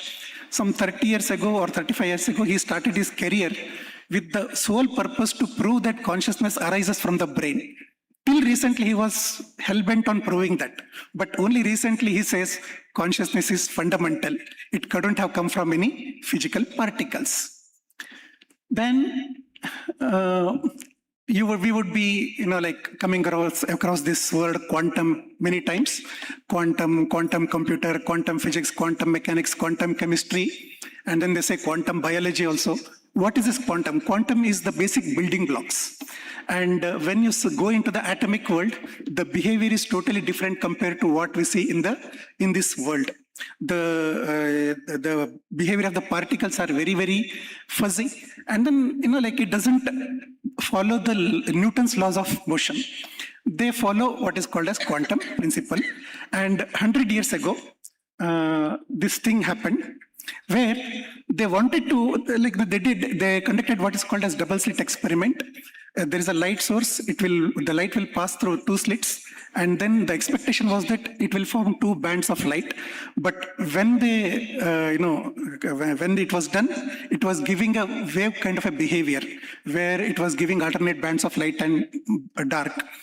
And in 1920s, 100 years ago, when they did this, when they wanted to study the behavior of light and then kept the detector, this was seen again. What was expected and then what happened, and then when you keep the detector, that is when the human being is trying to understand what it is again giving the same thing. That means whether it is light or electrons, protons, or any physical particles, basic physical particles, they behave like this. When you don't observe, they act as waves. I will be very brief here. When you try to monitor them or measure them or observe them, they behave as particles. Now these particles don't have any consciousness. What does it mean then? Even if we take the body, when I'm observing, the brain is full of particles.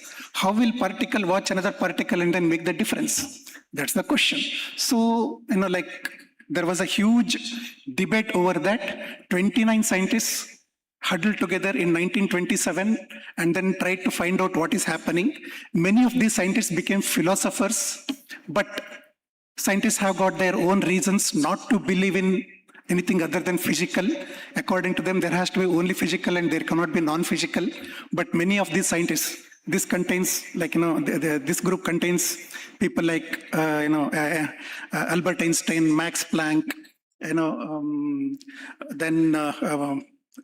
Erwin Schrödinger, Madame Curie, many people.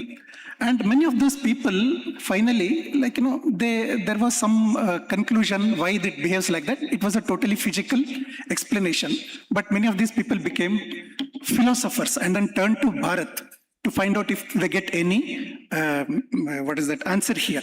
Okay, the thing is like this. I will again go back to this one. This detector was connected to a computer. The computer is writing in a magnetic tape. It was writing in a magnetic tape like this. And then it's just like our previous cassette recorder. The head is writing into the magnetic tape. Whenever you remove the magnetic tape, you will get wave nature. And whenever you keep the magnetic tape back, where the data is being recorded into the magnetic tape, it is giving this kind of a pattern. So there was a very practical relationship that consciousness does affect matter. Mind affects matter. It may not be affecting in this one very evidently, but at the atomic level, there is an effect. But many of these scientists don't accept it. But if you go through a series of experiments, which I will not be going through now, it will be very easy to find out that consciousness is coming into play.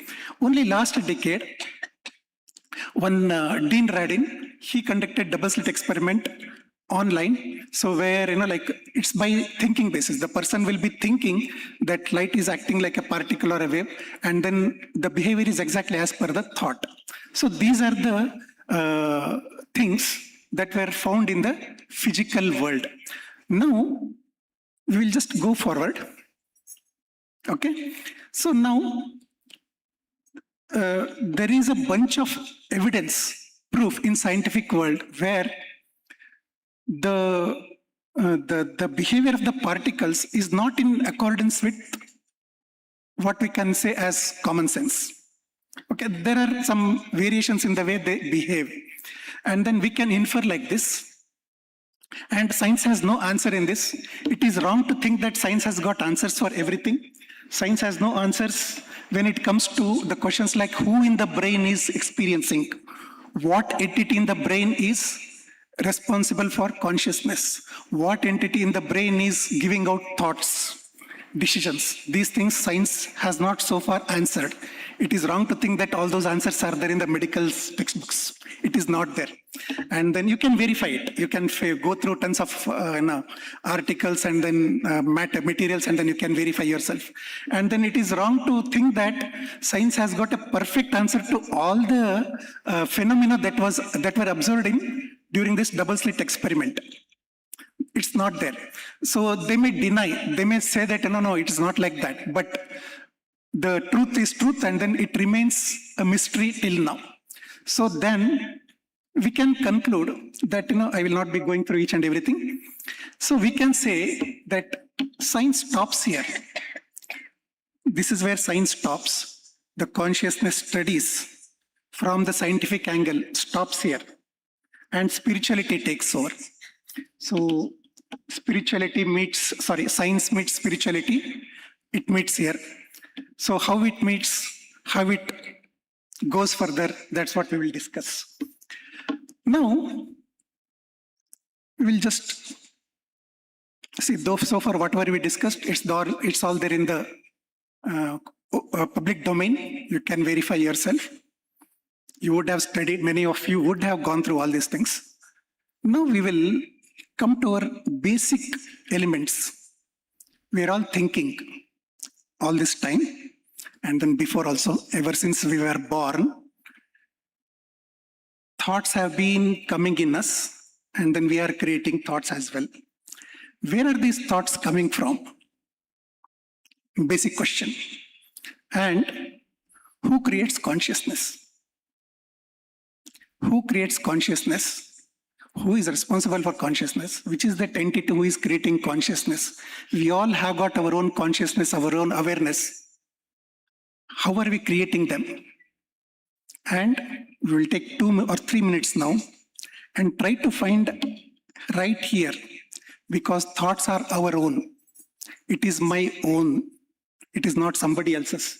The thought is not coming from here or computer or mobile. It is right here within me, within this. So we will take 2 or 3 minutes to find out within our head. We will try to observe, where are these thoughts arising? What exact location in the brain or within the head are these thoughts arising? We will take 2 minutes to try to find the origin.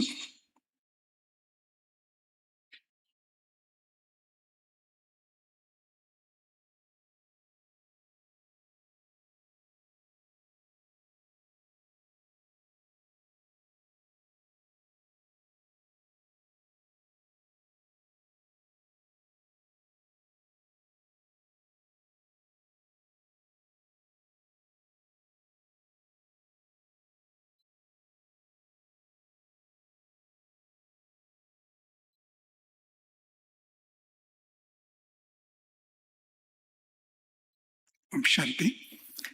So this is the beginning of understanding our own consciousness, our own thoughts, our own feelings, our own emotions. These are all my own. I am responsible for them, and then I have to understand on my own. This is one aspect where no science will come to help us. It's only the spirituality. And both of the esteemed guests were, our distinguished guests were referring to blessings, God's blessings. I was touched by that. Thank you very much, sir, for bringing God into this very clearly. So without God's blessings, these cannot be understood. Without God's blessings, these cannot be, explored. And then without God's blessings, these things cannot be realized also. So let's invoke God. And with His help, we will try to understand our own source of thoughts. So, when we were seated for 2 minutes, did you all just feel that, somewhere there is an absolute spot within the head, behind the center of the eyebrows here? 2 eyebrows, and then center here. This is called center of the Brickety. You can watch right now. Just behind that, is the source. That's where the thoughts arise. You can give much more time later and then practice. And then you can identify the pinpoint spot also. This is not something in an abstract thing. It is very much tangible. It is very much practical and tangible, because that's exactly our purpose in this session. And what it means is, there is no physical particle in the brain or brain functions which is responsible for this. There is some entity called soul who is seated there, and I am that soul. There is a non-physical entity, metaphysical, or we can call a subtle, sukshma, a point of light, soul, who is seated there, and then I am that soul. I am that entity. And then it's not a philosophy of faith, it's a philosophy of fact that we will be experiencing right now. So, like that point, non-physical point, it is of the size of atoms, because we were all discussing about physical particles getting influenced. The soul is in line with that, of the size of that, but non-physical. I have to understand myself. I am seated there, and then that's me. That's I, the soul. And seated there, I will create my thoughts. I will create my feelings. I see, hear, breath, talk, do all the activities from that place through the body. We can experiment all these things. We can experiment everything.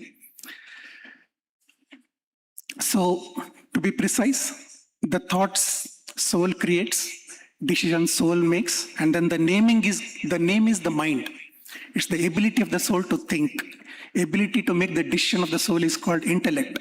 And then soul performs the karma through the body, and then that becomes our what we call as sanskars or impressions, tendencies. So it's all happening in this minute point of spiritual light called soul, Atma. We call as Atma.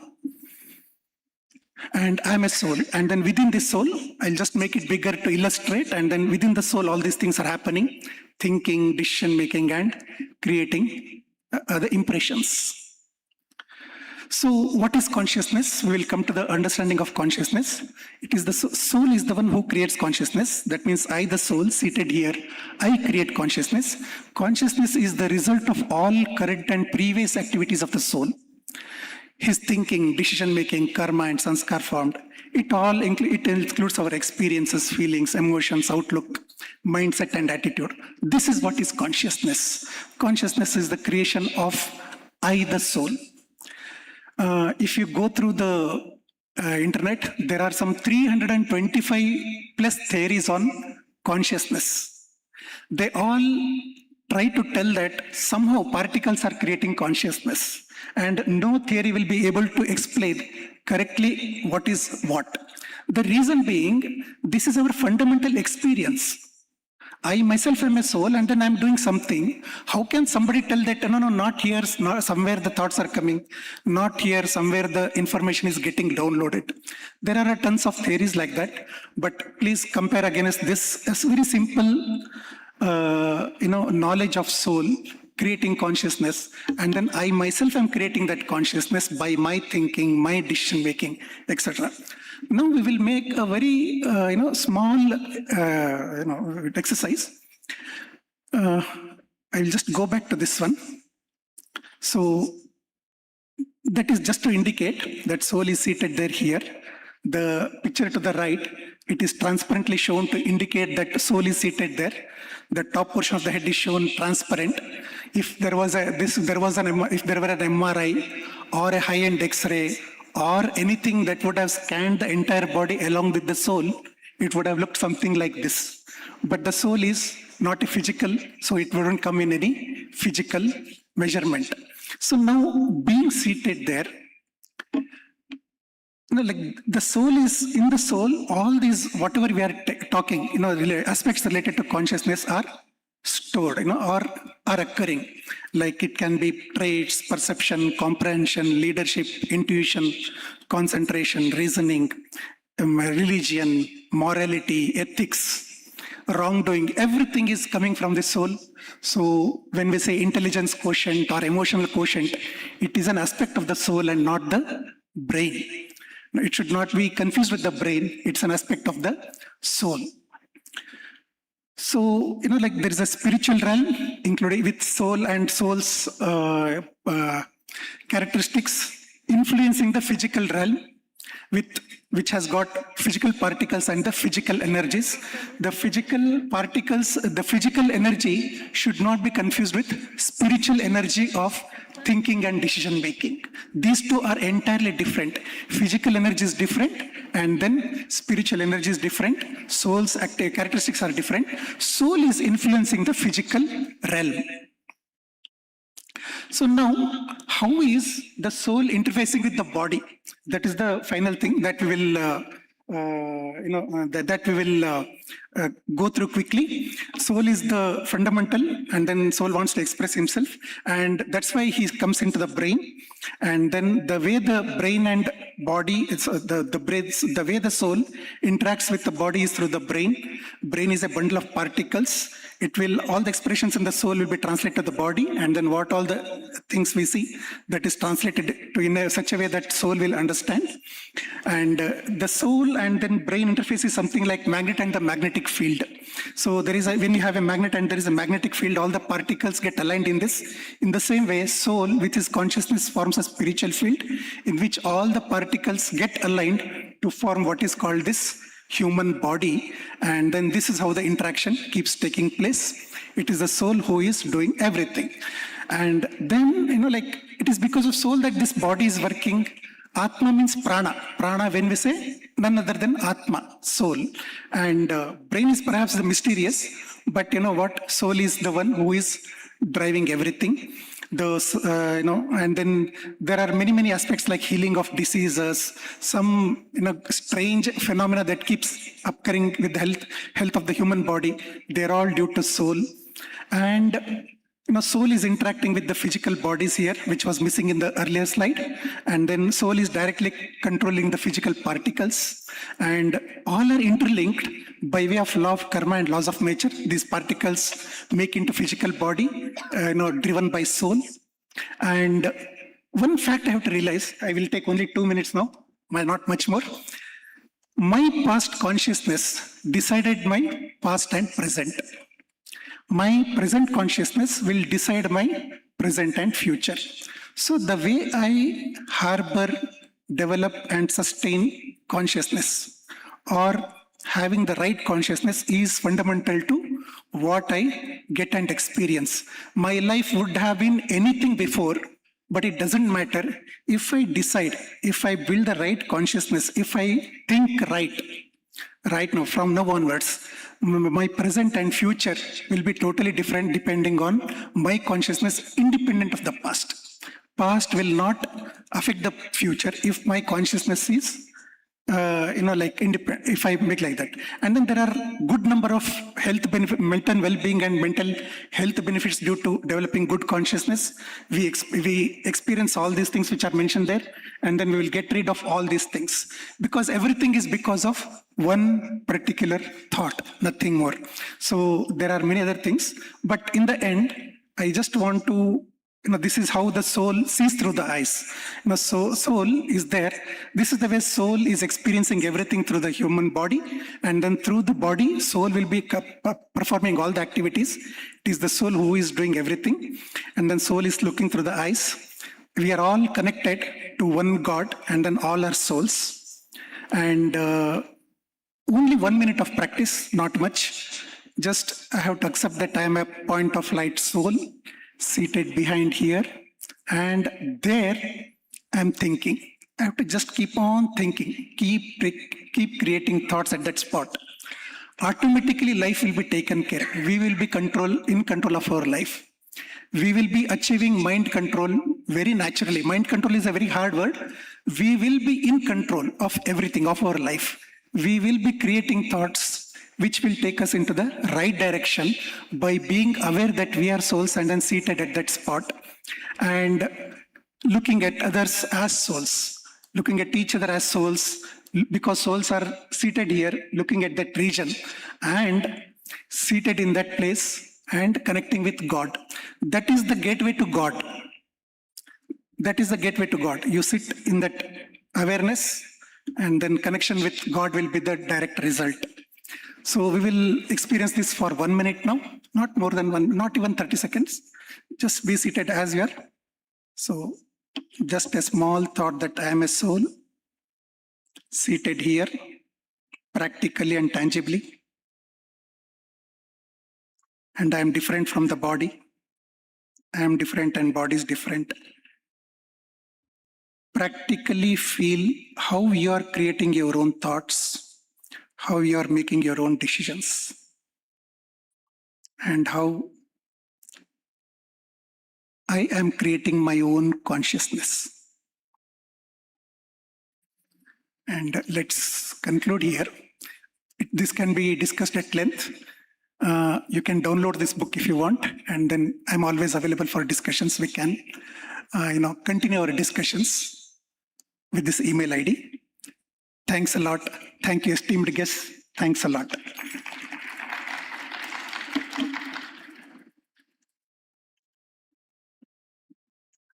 Thank you, brother, for enlightening us about the consciousness. I hope all of you have got it. So consciousness is the point of light, what we say soul. And still more in depth, we need to understand about this. We have in Brahma Kumari 7 days course also. And you have got one folder, all of you. In that, this book is there, Parallels Between Science and Religion and Philosophy and Science. And another book also here, Science and Spirituality. This you can get it through Gyan Yog Bhavan, literature counter is there. Anybody who is interested also, they can purchase this book. So thank you once and again. So we are into the close of this pre-inaugural session. I request the sisters to give godly gifts and prasadam to our guests. Time is not there. ఒక్క నిమిషం I want to take you.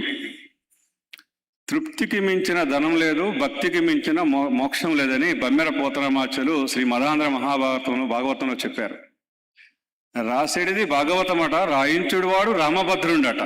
మనము కాదు, mighty power అన్నప్పుడు అన్నీ వస్తాయి. స్వామి గిరీష్ గారు soul గురించి చెప్పారు. మీరు నమ్మాలి, నమ్ముతారు. This is detach and attached soul అని చెప్తున్నా నేను. ఒకరోజు మా అసిస్టెంట్ డైరెక్టర్ డాక్టర్ శ్రీశైలం గారు ముందు రోజు నాతో మాట్లాడారు. తెల్లవారి 11 o'clockకి I heard that is no more, he was no more. వెంటనే నేను జగన్మాతను ప్రార్థించాను. ఆ రోజు ఏం జరుగుతుంది ఈ మానవాళికని. ఆ రాత్రి నాకు ఒక కల వచ్చింది అన్నట్టు. జగన్మాత కనపడ్డారు. నువ్వు తెలుసుకోగోరుతున్నావా అని అడిగారు. అమ్మా తెలుసుకోగోరుతున్నాను. వెంటనే మా విలేజ్లో ఉన్నటువంటి మా ఇంటి ముందు నన్ను అలా పడుకోబెట్టారు. ఒక చిన్న బాడీని తలకిందులుగా తీసుకొచ్చారు, కర్ర కట్టి. అమ్మ అన్నారు, జగన్మాత దేదీప్యమానంగా అన్నారు, మీరు ఆ బాడీలోకి వెళ్తారా అన్నారు. వెళ్తానమ్మా అన్నాను. దాంట్లోకి పంపించారు. నన్ను జగన్మాత తీసుకెళ్తున్నారు అన్నట్టు. మనం అనుకున్నటువంటి ఈ సువర్ణలోకం, భువర్ణలోకం, అన్ని లోకాలు దాటుకుంటూ వెళ్తున్నాం. ఈ భూలోకం చాలా పేలవంగా ఉంది, తర్వాత అర్థమైంది నాకు. అప్పుడు మధ్యలో వెళ్ళిన తర్వాత అమ్మవారిని ఒకటి అడిగాను నేను. అమ్మ, మరి నేను మీతో పాటు వస్తున్నాను, మరి నా బాడీ ఏమో అక్కడ ఉండిపోయింది, మరి నా పిల్లలకే భార్యకి ఏం చెప్పలేదు నేను వెళ్తున్నానని. మరి వాళ్ళు నా గురించి చూస్తే, లేకపోతే నేను వారితో నన్ను గుర్తుపట్టగలుగుతారా? ఇంకా గుర్తుపెట్టేది ఎక్కడుంది? మీరు మీ బాడీని వదిలిపెట్టారు, మీ ఆత్మ నాతో వస్తుంది, మీరు చూస్తున్న ప్రదేశాలన్నీ చూపిస్తున్నాను అన్నారు. అప్పుడు అమ్మ, మరి నేను చెప్పకుండా వితౌట్ పర్మిషన్ వచ్చాను కదా, ఒక్కసారి నేను మళ్ళీ కిందకి వెళ్తానమ్మా అన్నాను. అలాగే అని కిందకి తీసుకొచ్చేసి మళ్ళీ సేమ్ బాడీలో ప్రవేశపెట్టారు. అప్పుడు ఆ లోకాలు చూసినప్పుడును కిందకు వచ్చిన తర్వాత భూలోకం కిందకు వస్తున్న ప్రయాణంలో చూసినప్పుడు భూలోకం చాలా పేలవంగా అనిపించింది నాకు అప్పుడు. అందుకనే వారు చెప్పినటువంటి సోలు మనలో ఉంది, అదే నడిపిస్తుంది మనని చెప్పడానికి ఇదొక ఉదాహరణ. ఈ బాడీ ప్రస్తుతం detached and attached soul, detach అయినటువంటి సోల్ మళ్ళీ అటాచ్ కాబడింది, మీ ముందు మాట్లాడగలుగుతున్నాయి ఈరోజు. ఇదంతా కూడా జగన్మాత యొక్క మరి వారి యొక్క అనుగ్రహమే అని చెప్తూ వారు సోల్ గురించి ఎక్కువ చెప్పారు. కాబట్టి అది సత్యం, అది నిత్యం, ఎప్పుడు కూడా అది దేదీప్యమానంగా వెలుగుతూనే ఉంటుంది, దాంట్లో తేడా లేదని చెప్పుకుంటూ ఓం శాంతి శాంతి శాంతి.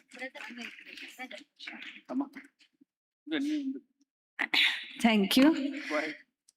అన్నయ్య గారు చాలా ఎంతూజియాస్టిక్గా ఉన్నారు. So he want to give his own insights. So now we are closing this session in 1 minute of silence, and again we are going to begin the inaugural session. Om Shanti.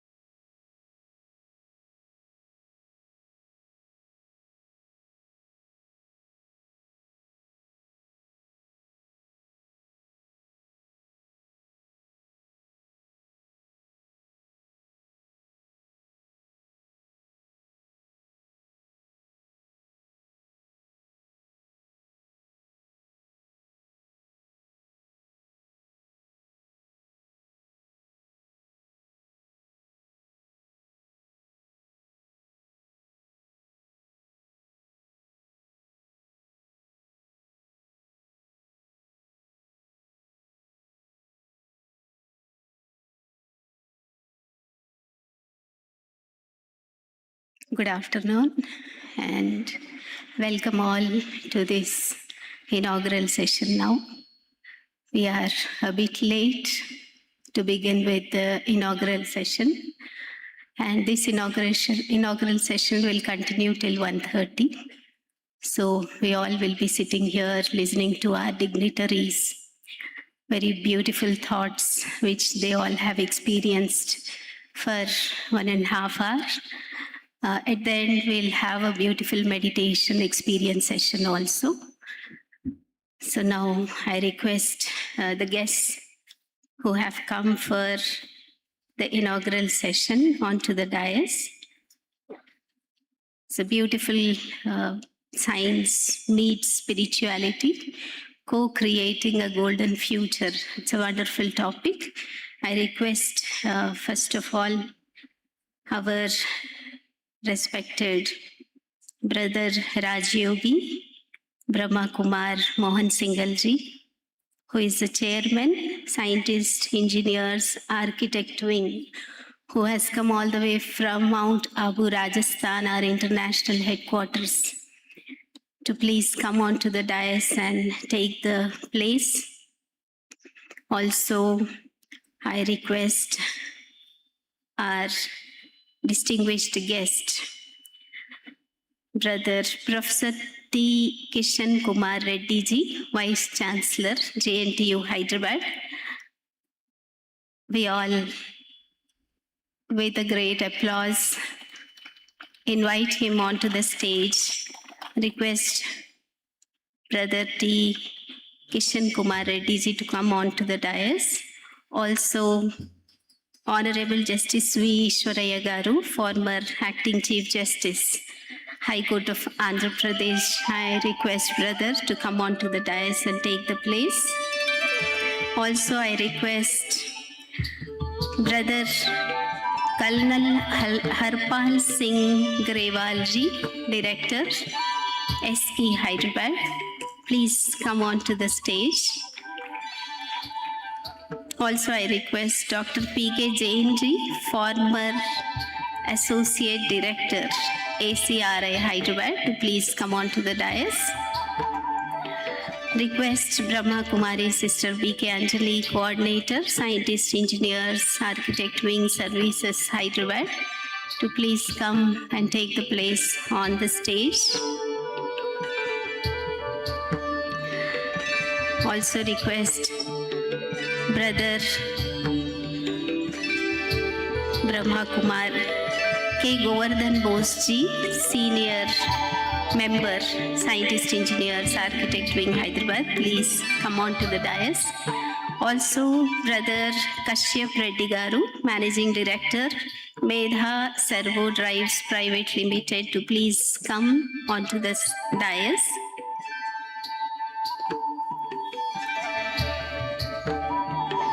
So our very well experienced dignitaries on the stage, we listen to them. As we have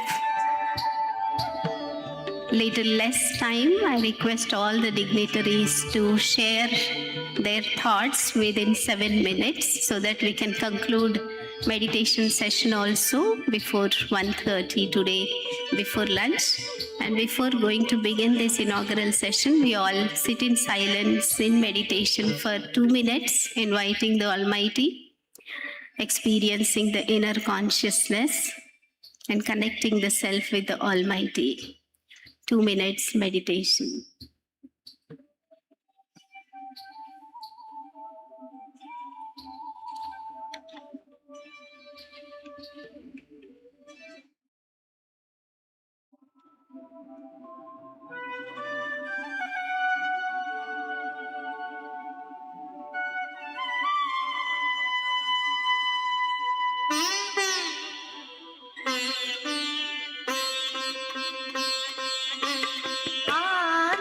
चिंतन से ही होगा आत्म परिवर्तन।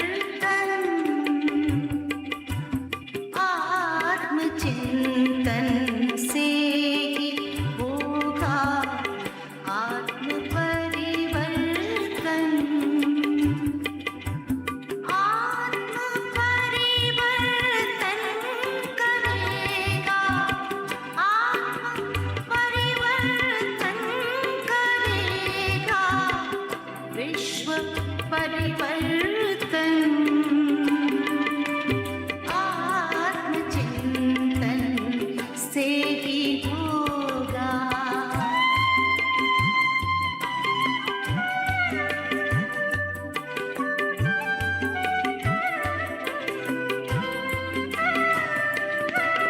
विश्व के कल्याण हित कुछ एक पल को लीजिए। विश्व के कल्याण हित कुछ एक पल को लीजिए। शांत और एकांत मन में ध्यान इतना दीजिए। शांत और एकांत मन में ध्यान इतना दीजिए।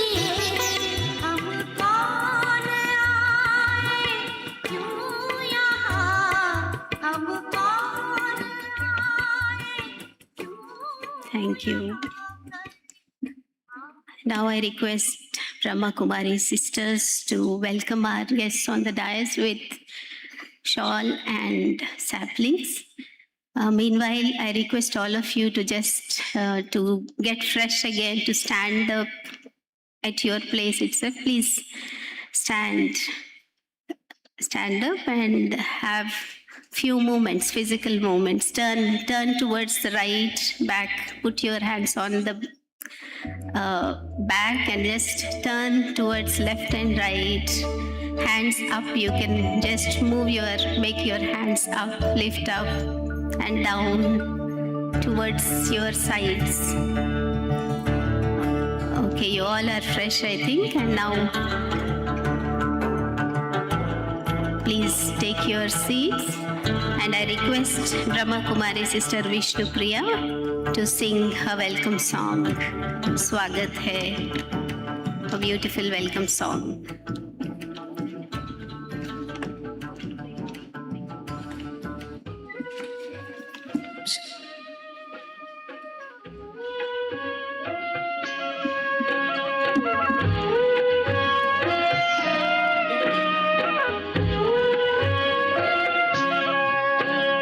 स्वागतं स्वागतं स्वागतं स्वागतं स्वागतं स्वागतं स्वागतं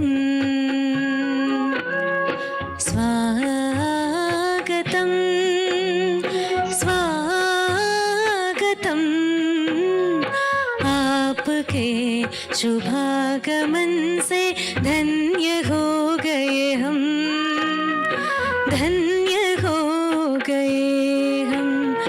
स्वागतं स्वागतं आपके शुभागमन से धन्य हो गए हम, धन्य हो गए हम।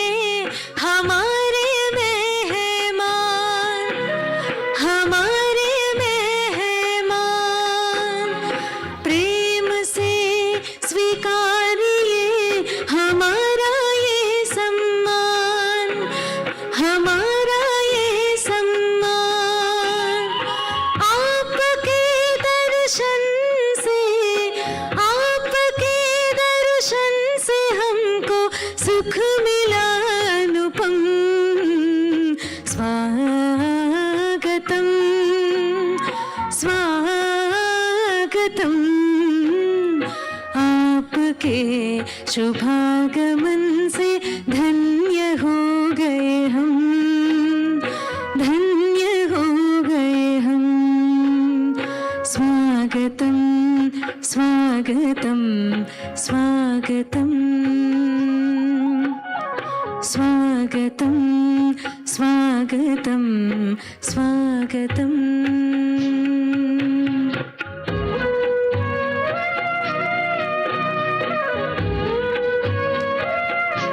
शांति, आप सभी को दिल से बहुत बहुत बहुत स्वागत है, स्वागत है, स्वागत है। Thank you.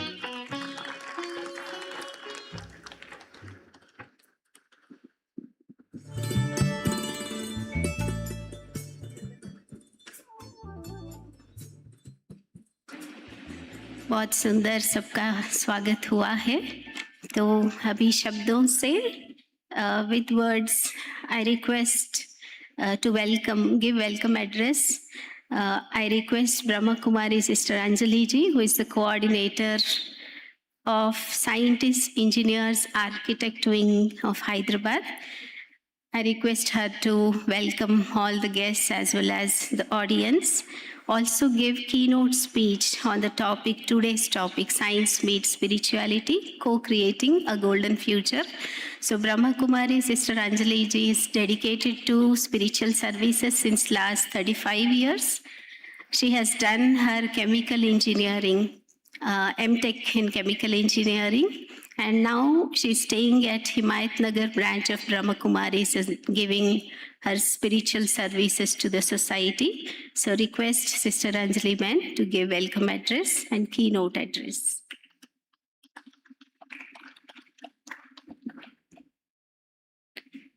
Thank you very much, Rajni Ben. Science meets spirituality, co-creating a golden future. This was the thought which was going on within us in the wing for some time, and then with the blessings of the chairperson of this wing, we have respected Mohan Singhal Bhaiji among us, and he is the one who guided us, and then we have this conference here today. And I very much welcome respected Brahma Kumar Rajyogi Mohan Singhal Bhaiji, all the way from Mount Abu. He has come here. So yes, you can give a good hand and welcome respected Mohan Singhal ji. And we had a very, I should say, a pleasant surprise today when we had our former Justice Ishwaraya ji among us, and he will be the chief guest of this program, and a very, very warm welcome to our respected former Justice Ishwaraya ji. Then among us, we also have the Vice Chancellor of JNTU University, Professor T. Kishan Kumar Reddy ji. A very, very warm welcome to you, brother. And when we had gone to meet him, we actually forgot time. And for nearly an hour, we were discussing on the subject of consciousness, which is very pet to him. And today, the time is very less, but somewhere, sometime, definitely, we will have his lecture. A very beautiful interpretation of the Gita in terms of thermodynamics he was presenting to us, and it was a very, very interesting thing. Thank you for coming over, Divine Brother. And among us, we also have Dr. P.K. Jain ji, former Associate Director, ACRI, Hyderabad.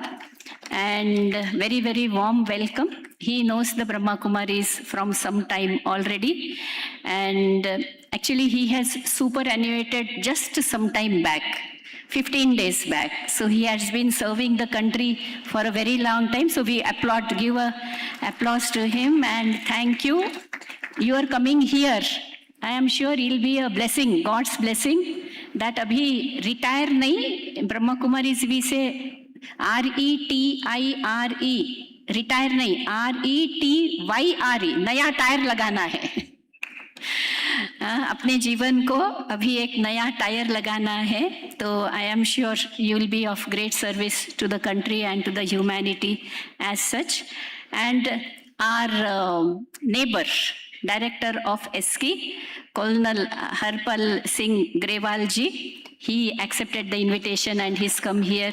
We are very, very happy. He's our neighbor. There's a beautiful institute, the SK, Engineers Staff College of India. And he's here, so we are very happy. And we have Brother Kashyap Reddy ji, who is also a Brahma Kumar practicing meditation for the last 13 years. He's the managing director of a very big industry, director of Medha Servo Drives Private Limited.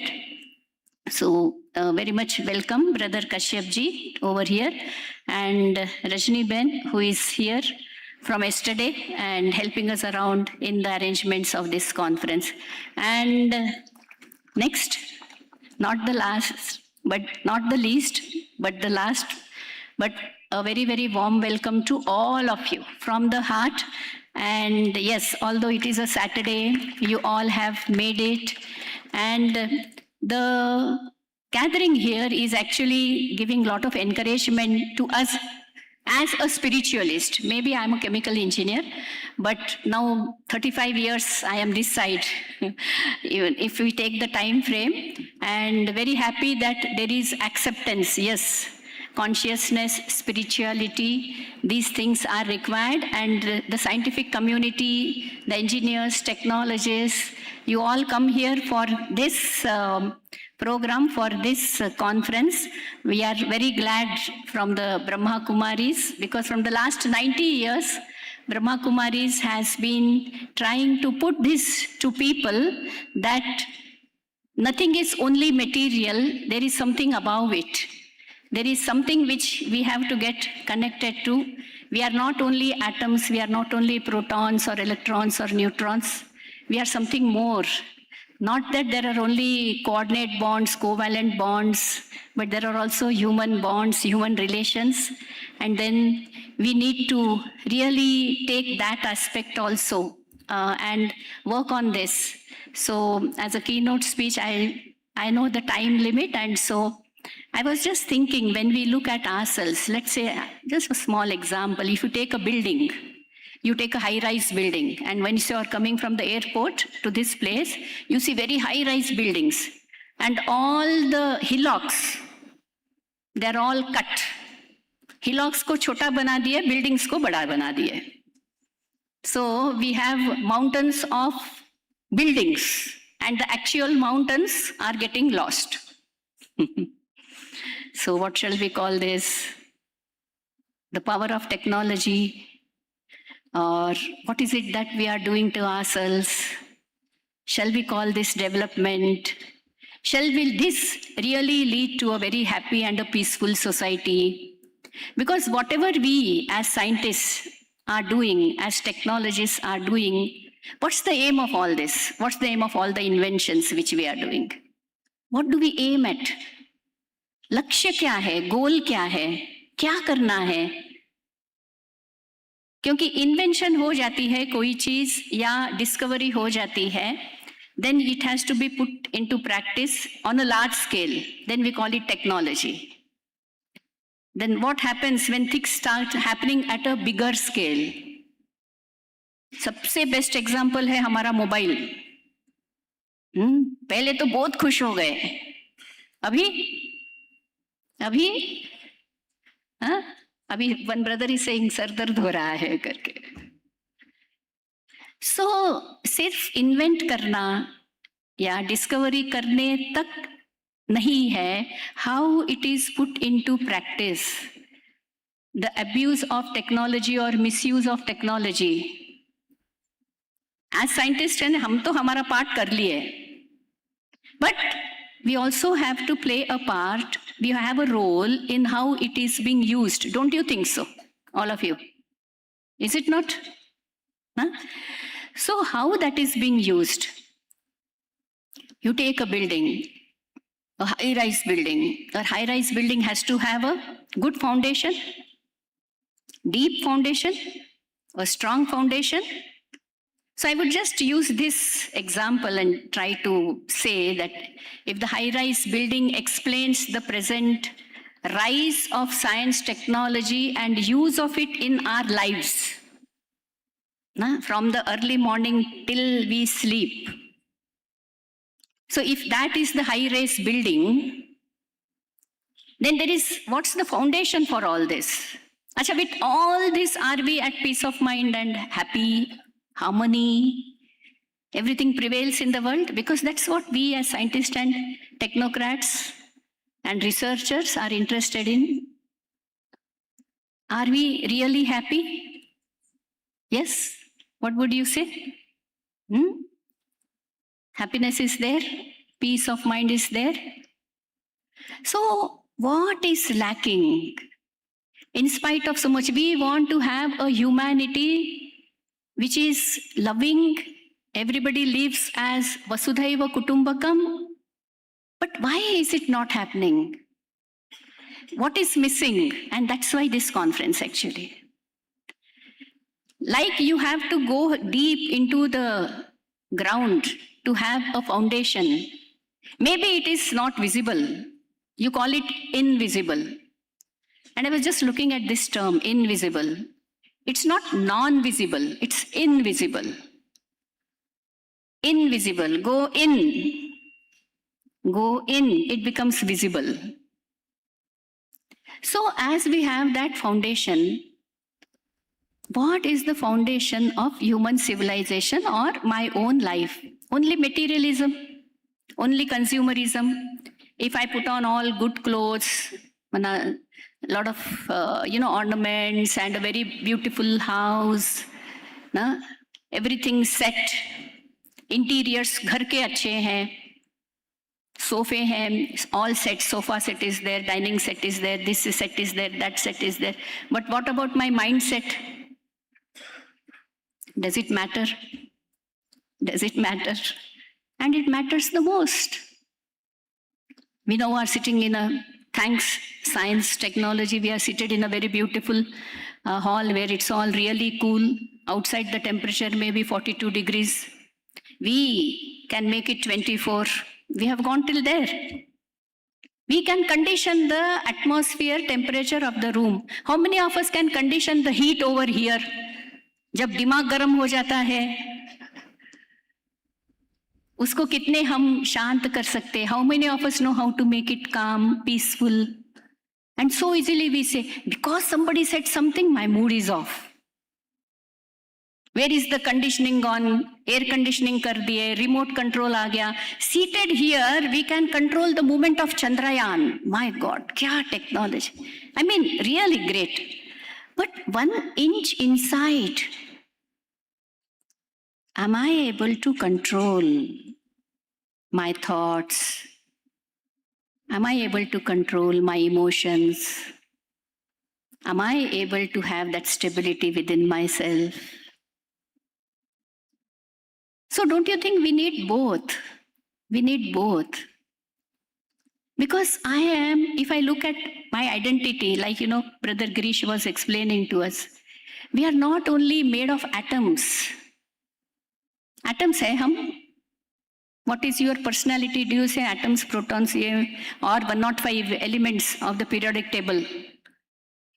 That's what I am magnesium, I am this, I am calcium, I am iron. Do we say that? No, we don't say that. I am peaceful, I am loveful. Sometimes I get nervous. This is what we say about ourselves. And where is all this measured?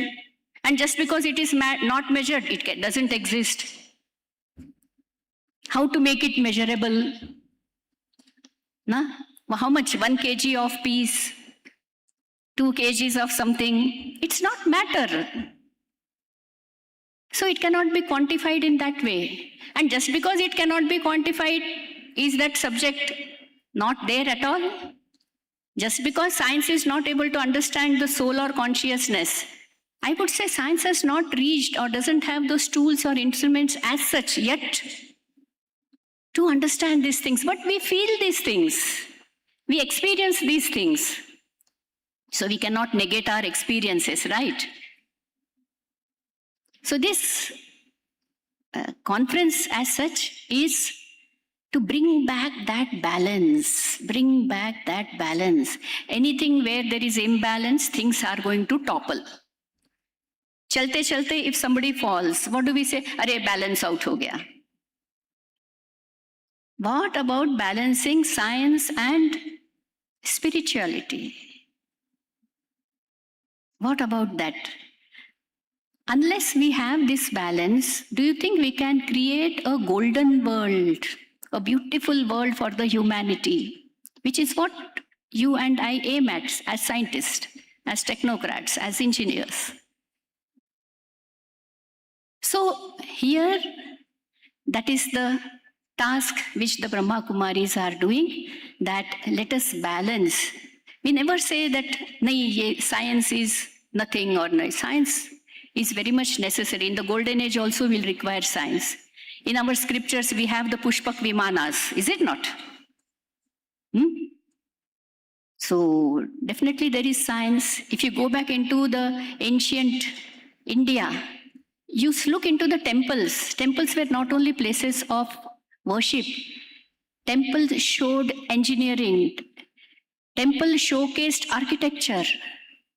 Temple showcased astronomy. The first ray of light has to fall and go into the Garbhagudi.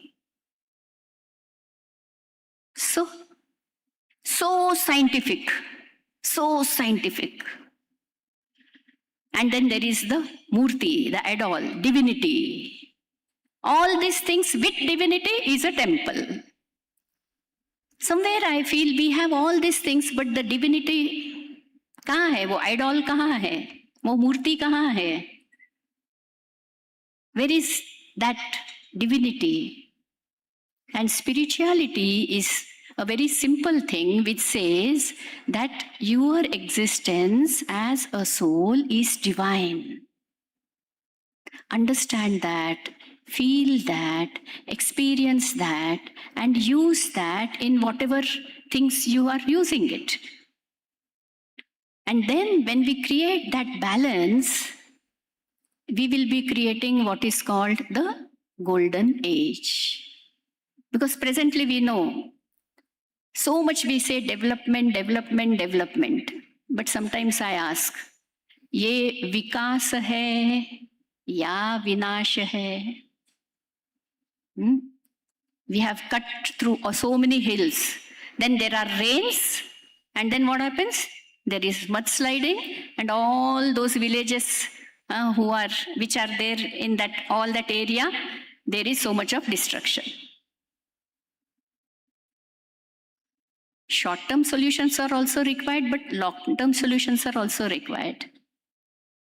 And so, all the fraternity of science, technology, engineering, architecture, now today we have all gathered here, assembled here. I'll tell you one reason why I joined the Brahma Kumaris. They say, "Arey, chemical engineering chhod ke Brahma Kumaris mein chale." Somewhere I heard a slogan, "We have guided missiles and misguided people." Yes? Yes? Then I realized, अरे ये guided missile बनाने वाले तो बहुत बनेंगे, जरूरी भी है, लेकिन all this as a globe, as a global family is making us, I would say, bhasmasuras, self-destruction. So from bhasmasuras, we have to go back to become divine. And when there is divinity, it knows how to balance the materialism with the spiritualism. And then we will have a very beautiful and bright future for the whole world as such. So thank you all of you for your time, for your listening, and Om Shanti.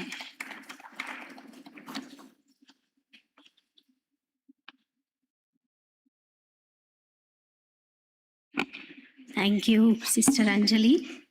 So it's very much essential to have balance of science as well as spirituality, using all the gadgets as well as experiencing within the real consciousness, the peaceful and powerful state of mind. This is what is very much essential nowadays. Now we have amongst us our divine brother, Dr. P.K. Jain ji, former Associate Director, ACRA Hyderabad. So Dr. P.K. Jain ji has obtained his PhD from CSIR, NPL Delhi in carbon composites after getting his master's and MPhil in physics from Agra University. And his research interests include exfoliated graphite and its products, synthesis, characterization, and application of nano-structured carbon materials, nanofluids, structural nanocomposites, nanolubricants, and carbon fiber reinforced composites. He has received many awards. Some of them are B.D. Bangur Award from Indian Carbon Society, New Delhi in the year 2009. Also received Boys Caste Fellowship from DST, India, and deputed to Russia for a period of 6 months. He was also awarded as Best Scientist by Academic Brand Award 2017, NCR, New Delhi and Tamil Nadu during 2016-17. He is also Fellow of Telangana Academy of Science. Dr. Jain Ji is the National Joint Secretary of Indian Carbon Society, ICS, New Delhi, and the President of ICS Hyderabad chapter. Also is the member of many societies, member of Board of Studies in various universities, engineering colleges, and reviewer for many peer-reviewed journals, recognized PhD guide in many IITs, NITs, and many universities, has organized various lectures, conferences, and workshops. So I request our Divine Brother, Dr. P.K. Jain Ji, to share his valuable thoughts within the time limit of 5 to 7 minutes. Dr. P.K. Jain Ji.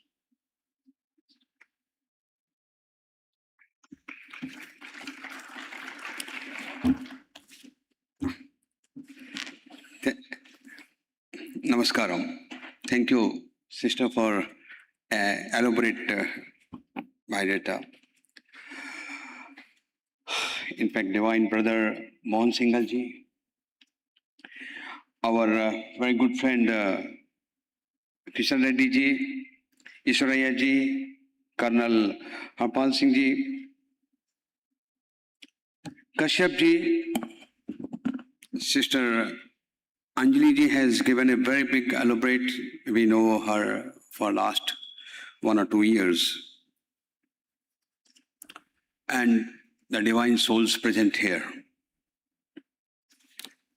Our friend, Brother Girish ji has told a big subject about the consciousness.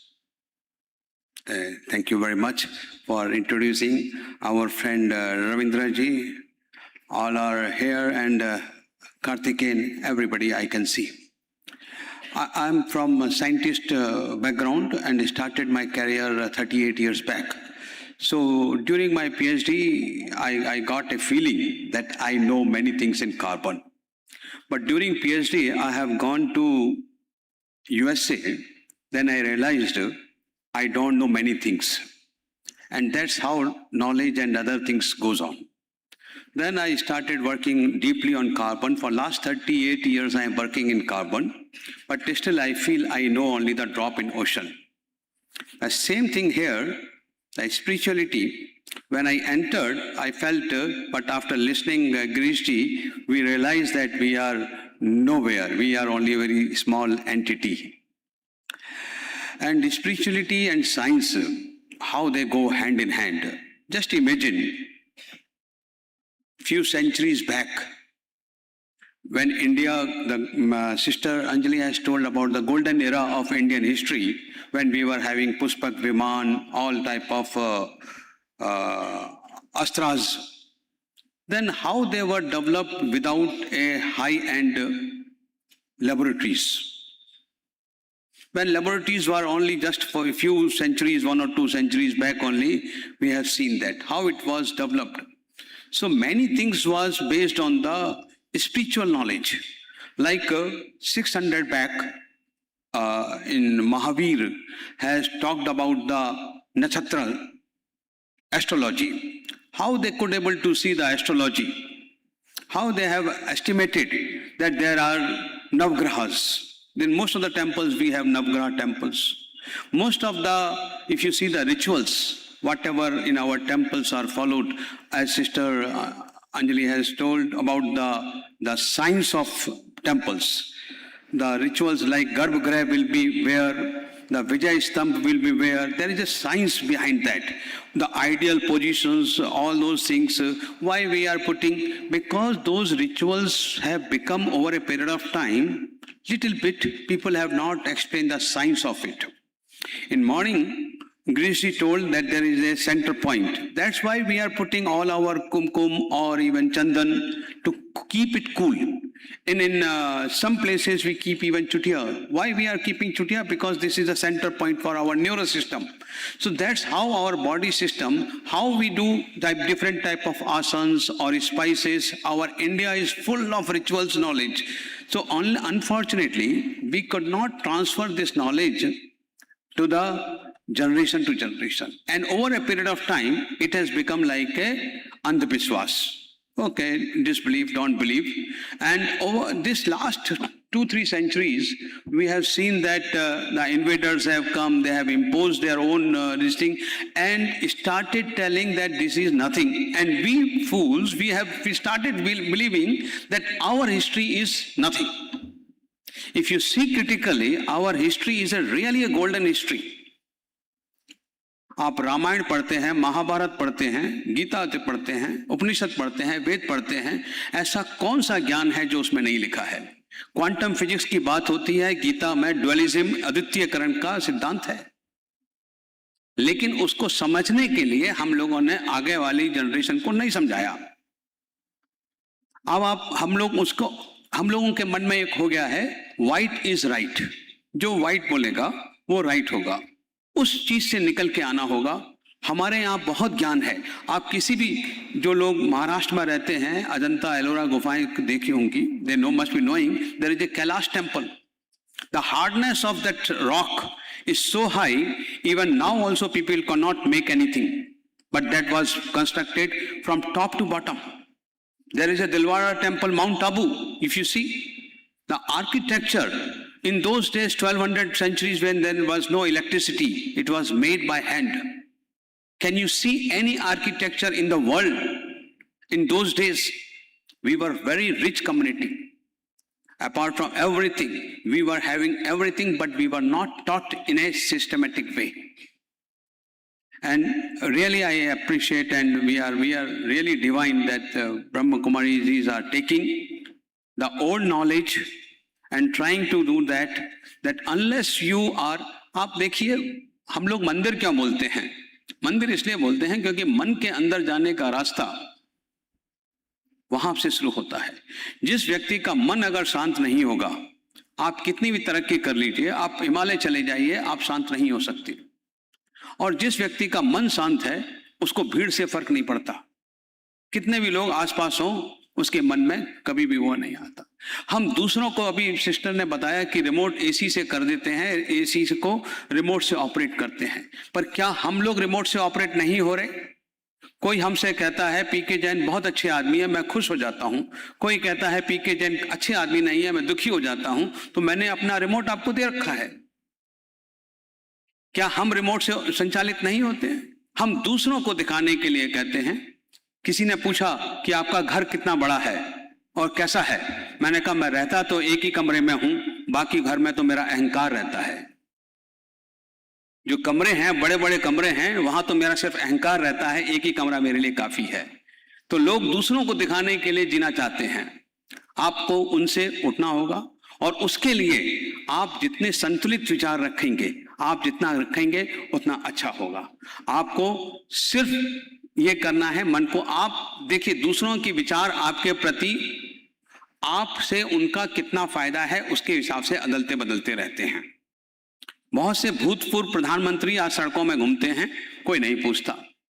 तो आपको इससे कोई फर्क नहीं पड़ना चाहिए आपके बारे में लोग क्या सोचते हैं। आपका मन अगर अच्छा बोलता है, जब आप अगर असंतुष्ट होते हैं तो आप मन की सुनते हैं। मन की सुनने के लिए क्या करना पड़ता है? गिरीश भाई ने बताया, आपको सिर्फ आधे मिनट मनन करना है, मेडिटेशन करना है। आपको अपने अंदर की आवाज को सुनना है, और जिस दिन आपको अंदर की आवाज सुनना आ गया, उस दिन आप लोगों को पता होगा, गीता का जब संदेश कृष्ण जी भगवान ने दिया था तो कितने लोग सुनने वाले थे? सिर्फ एक, अर्जुन। बाकी सारी सेना मूर्छित हो गई थी। और उस सुनने को देखने वाला उस समय की विद्या के अनुसार संजय थे। संजय ने सुनाया।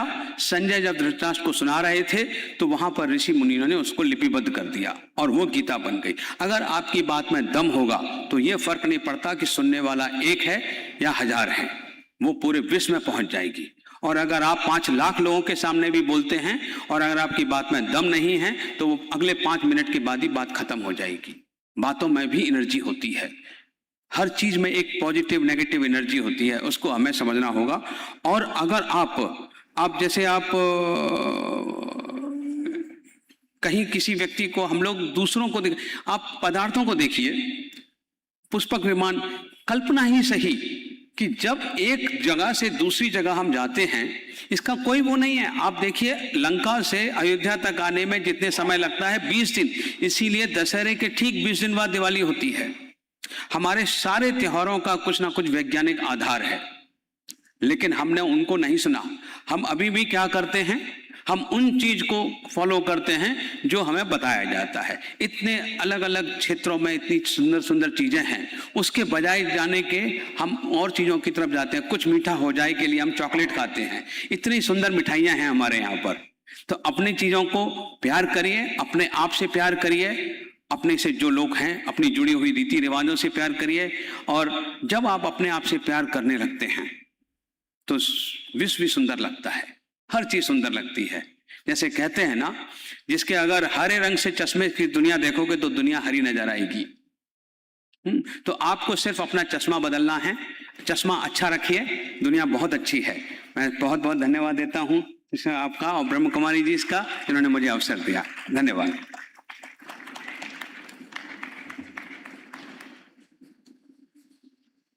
Thank you, brother, for sharing your valuable thoughts.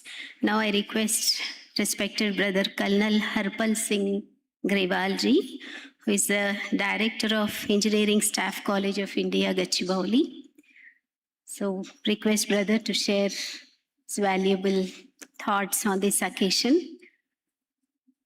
Colonel Harpal Singh Grewal ji.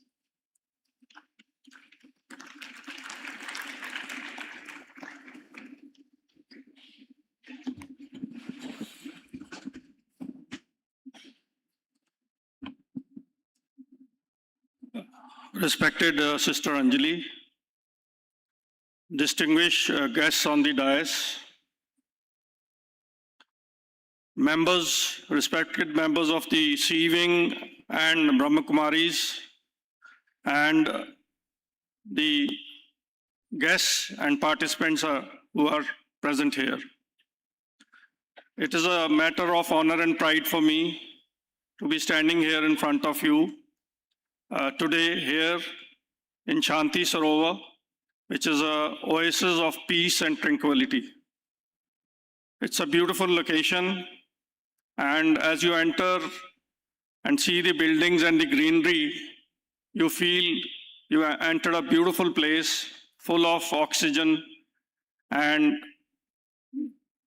tranquility. So I won't say much about the other things. There are many learned scholars here who will be talking about science and spirituality.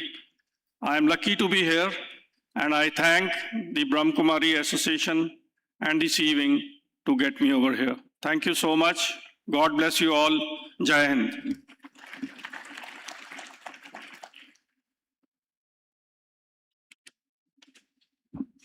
Thank you, brother, for a very short speech address.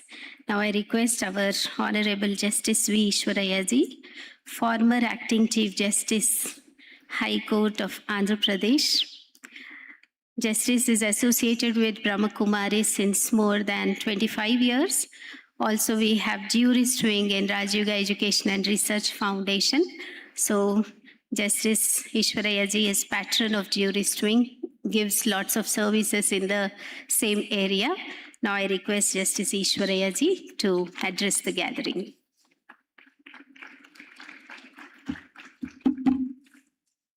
Om Shanti. एक बार बोलिए please kindly, so that you can receive very effectively. Om Shanti means remembering the self itself. I am a peaceful soul, that's all. Om Shanti means just remind our original nature of the peace. Then today we are gathered here. Really, as a matter of fact, I am a jurist in the judicial side. But judges are supposed to deal with all subjects, not only engineering, medical, technology, every subject they are supposed to deal with as a judge. Therefore, when I happened to be here, I was called here, thanks to the Brahma Kumaris. Then the science meets the spirituality, co-creating a golden future. My job has become very easy because of that vice chairperson of this wing has explained the non-material thing. What is the non-material thing? Then it is different from the material things. That I will come to today. Today, the dignitaries present here, and in our absence also, the recorded blessings we will receive from Rajayogini BK Kuldeep Didiji, Director of Shanti Sarovar, and we are very fortunate to know that the Rajayogini BK Jayanti Didi, additional administrative head of the Brahma Kumaris, is in the campus, and she is sending her spiritual vibrations to the whole of this campus, and specifically this meeting.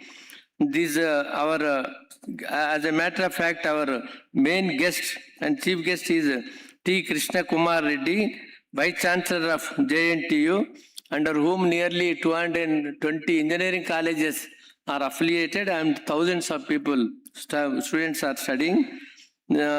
Just now we have heard the inspirations of the Colonel Harpreet Singh, Director ECIL, and the chairperson of the Science and Engineering Wing is Rajayogi BK Mohan Singhalji, and who is present among us. JNG, we have spoken, former Associate Director of ACRI. Then welcome speech given by BK Anjali Didi. Then among the main persons sitting here, BK Kashyap Reddy, Managing Director of Meda Servo Drivers Private Limited. Yesterday we have heard that our Prime Minister of India inaugurated a hydroenergical train that was manufactured. The main associate is the Meadow Engineering. Kashyap Reddy is the director. Once Kashyap Reddy can stand up, Kashyap Reddy just is, I am introducing you. He is the director of Meadow Engineering Service. Mega is different, Krishna Reddy. This is Meadow Engineering Department. His Yugal is BK Shweta Reddy. She is also here. Why I am referring specifically their names is, they are the Brahma Kumaris, and they daily come and fill this hole with a spiritual empowerment. And this knowledge is being used in their company. Thousands of people work in their company, and it's one of the biggest company. And I request you, the Vice Chancellor, please, what kind of the technology they have developed, so that you can introduce in your the JNTU, and there can be exchange of the technical knowledge from the Meadow Engineering and Jawaharlal Nehru Technical University also. You can send your this kind of today the only source for development of India is the technical education has to be taught, and the freeze has to be stopped by the government, state governments and the central government. Unless the basic the technology is developed, it is very difficult to have a developed nation. Therefore, these how the knowledge is useful in their practical life is the example of Mr. Kashyap Reddy and his Yugal. Both of them, they lead a divine life. Then I have been practicing the Raja Yoga from last 27 years, and I think after knowing the self, after knowing the realizing the self, a new life will start, a new energy will start, a new, that means, new means we are searching for the peace, happy, bliss, then powers but that automatically are there in each and everybody self itself, in the soul itself. Therefore, we are studying about the material things only, not the immaterial, that is a non-material, that is in Pancha Bhautikam, other than the 5 elements, that is the spirit, that is the consciousness, that is Atman, that is the prana. Therefore, no scientific instrument can able to recognize or find what is that prana, what is that soul, what is that energy. Once we recognize the soul is the divine, it's a divinity, it is there, serenity is there, peace is, it is there, its core nature is the peace. Therefore, we don't have any, we will not never feel any stress and strain or any insecurity or anything in life. We can face any amount of challenges in our life, and whatever we think and we pursue, it realizes, it becomes true. So that's how it's as many speakers have stated, whoever has not taken this knowledge, not known who is God, who is the self, what will be the future, how, what is the answer for the whole of everything. Therefore, we can forget whatever we have been doing hitherto. Now you start with a new knowledge, a new life, and a new dissatisfaction. Thank you for giving me this opportunity.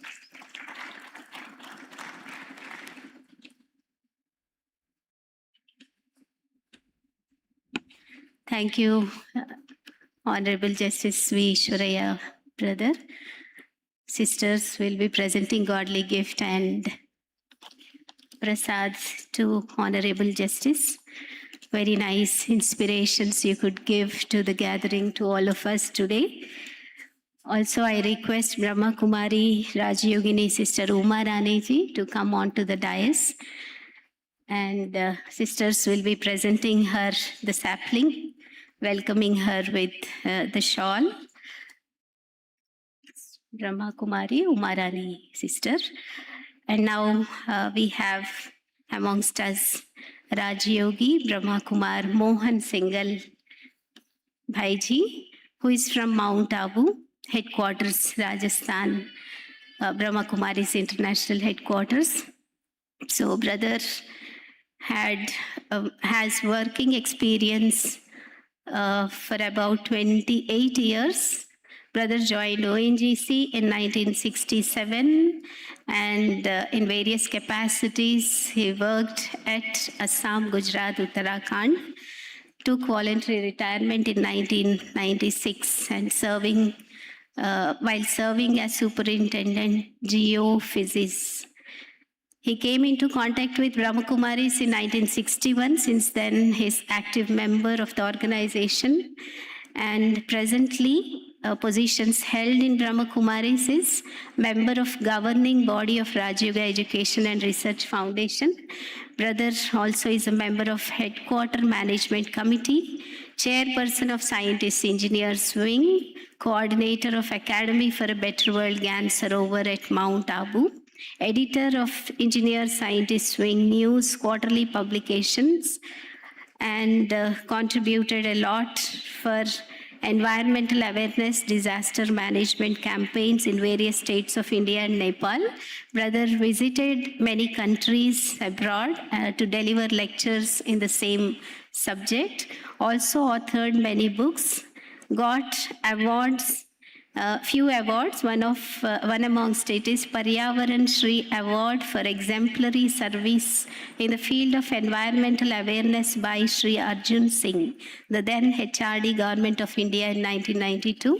So now I request respected Brother Rajyogi Mohan Singhal Bhaiji to share his views on today's topic.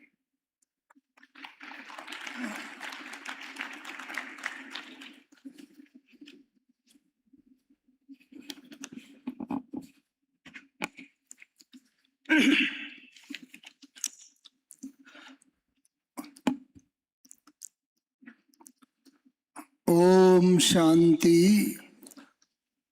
As the brother was telling, we all must at a time speak.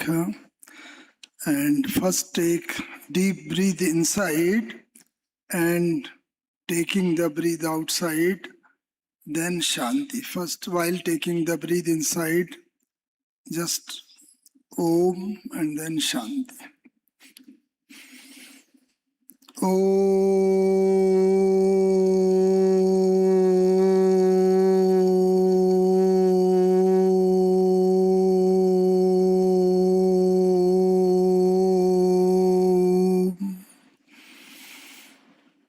Shanti.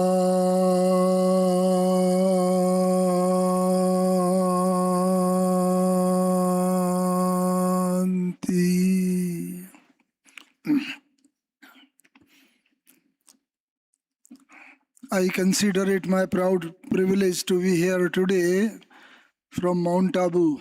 I have come, and today among this gathering, I am here.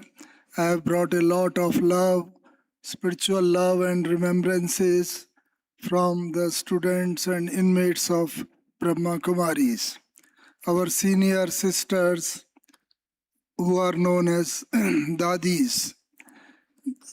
Because this institution was established in Sindh, Hyderabad, now a part of Pakistan. So the elder brother is referred to as Dada and elder sister is referred to as Dadi. So, Dadi, we say to elder sisters, Dadi Prakashmani, Dadi Ratan Mohani ji, etc. And like to elder brothers, Dadas.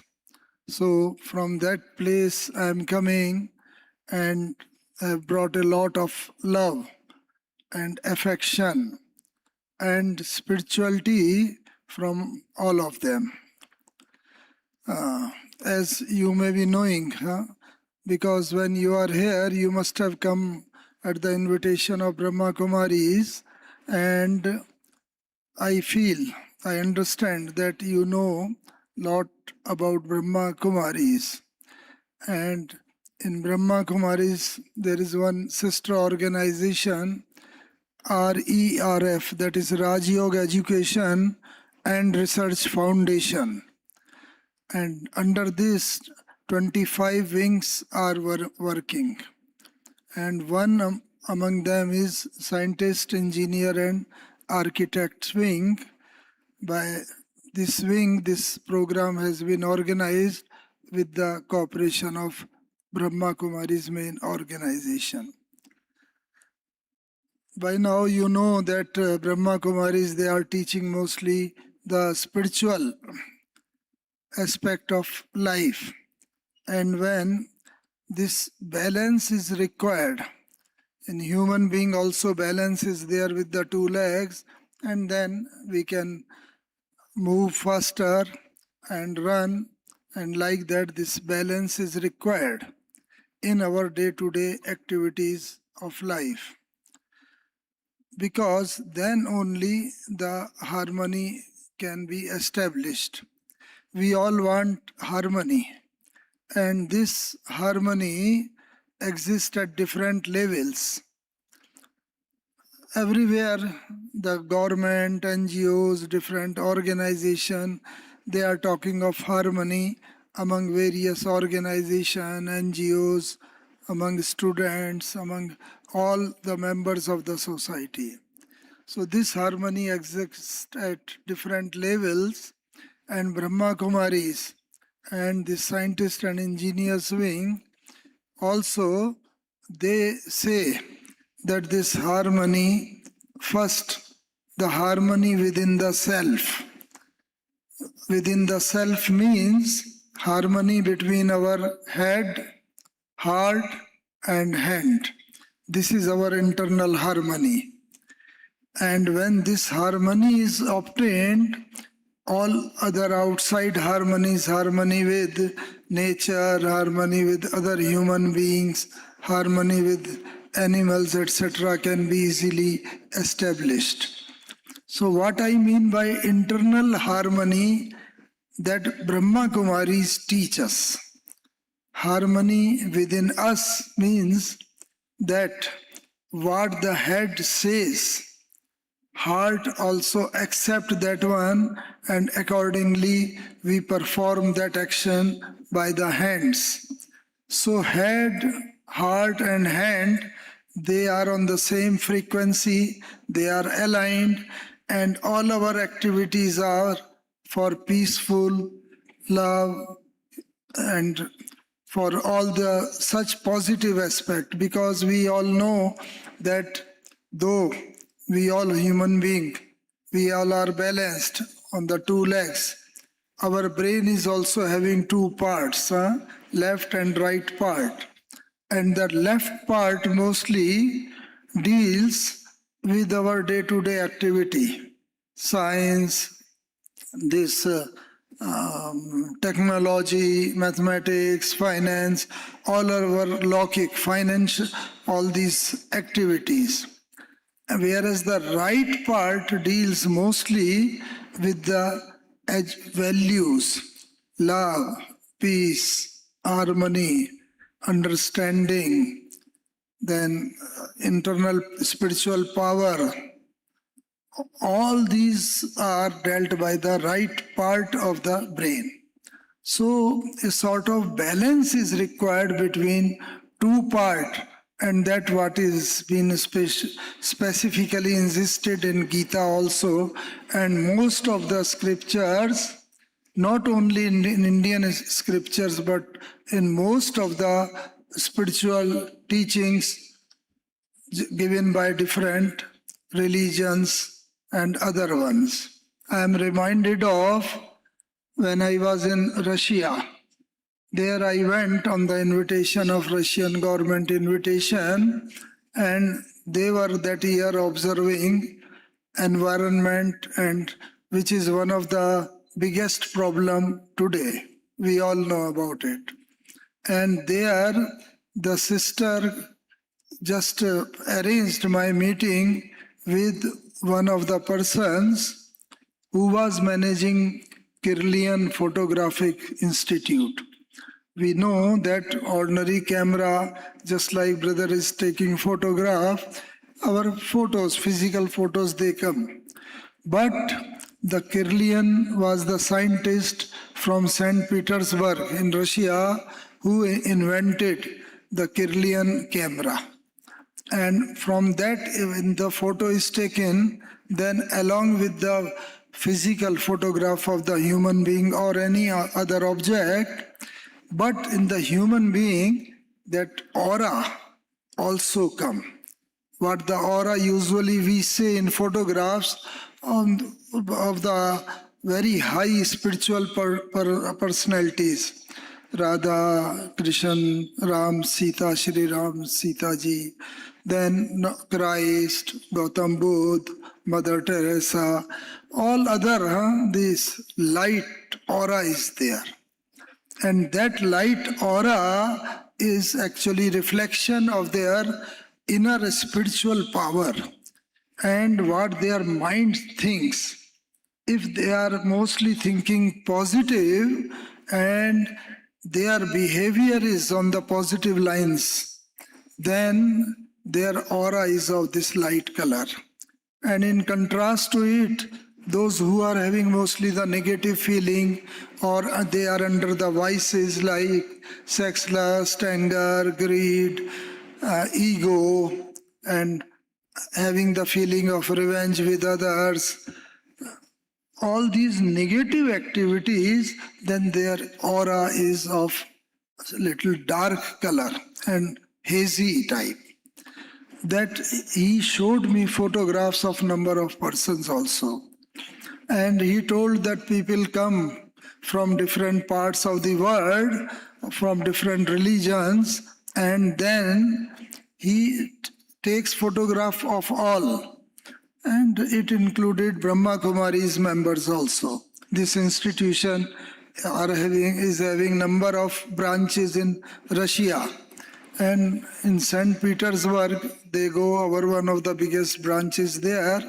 And there, this person, the Kirlian, is now no more, but the next senior most person is actually running that institute. He takes photograph. And incidentally, when I was there, so he came in my contact also. And photograph of human being is not only taken, but various parts, ear, nose, eyes, and fingers, thumb, etc. All are having their own auras. And sum total of all the auras is here. And after interpreting the aura of number of Brahma Kumaris and Brahma Kumars, those who visit there, he has taken auras, and after interpreting my auras also, he told me that I will come after 4 or 5 days along with the result of your aura.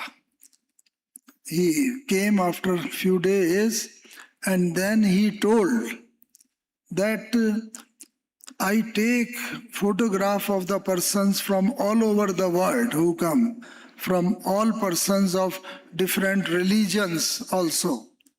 But the auras of Brahma Kumaris, I have got no hesitation in telling about it, that the aura of Brahma Kumaris, personals who are practicing meditation and Raj Yoga, that aura is one of the best auras in the world, you see.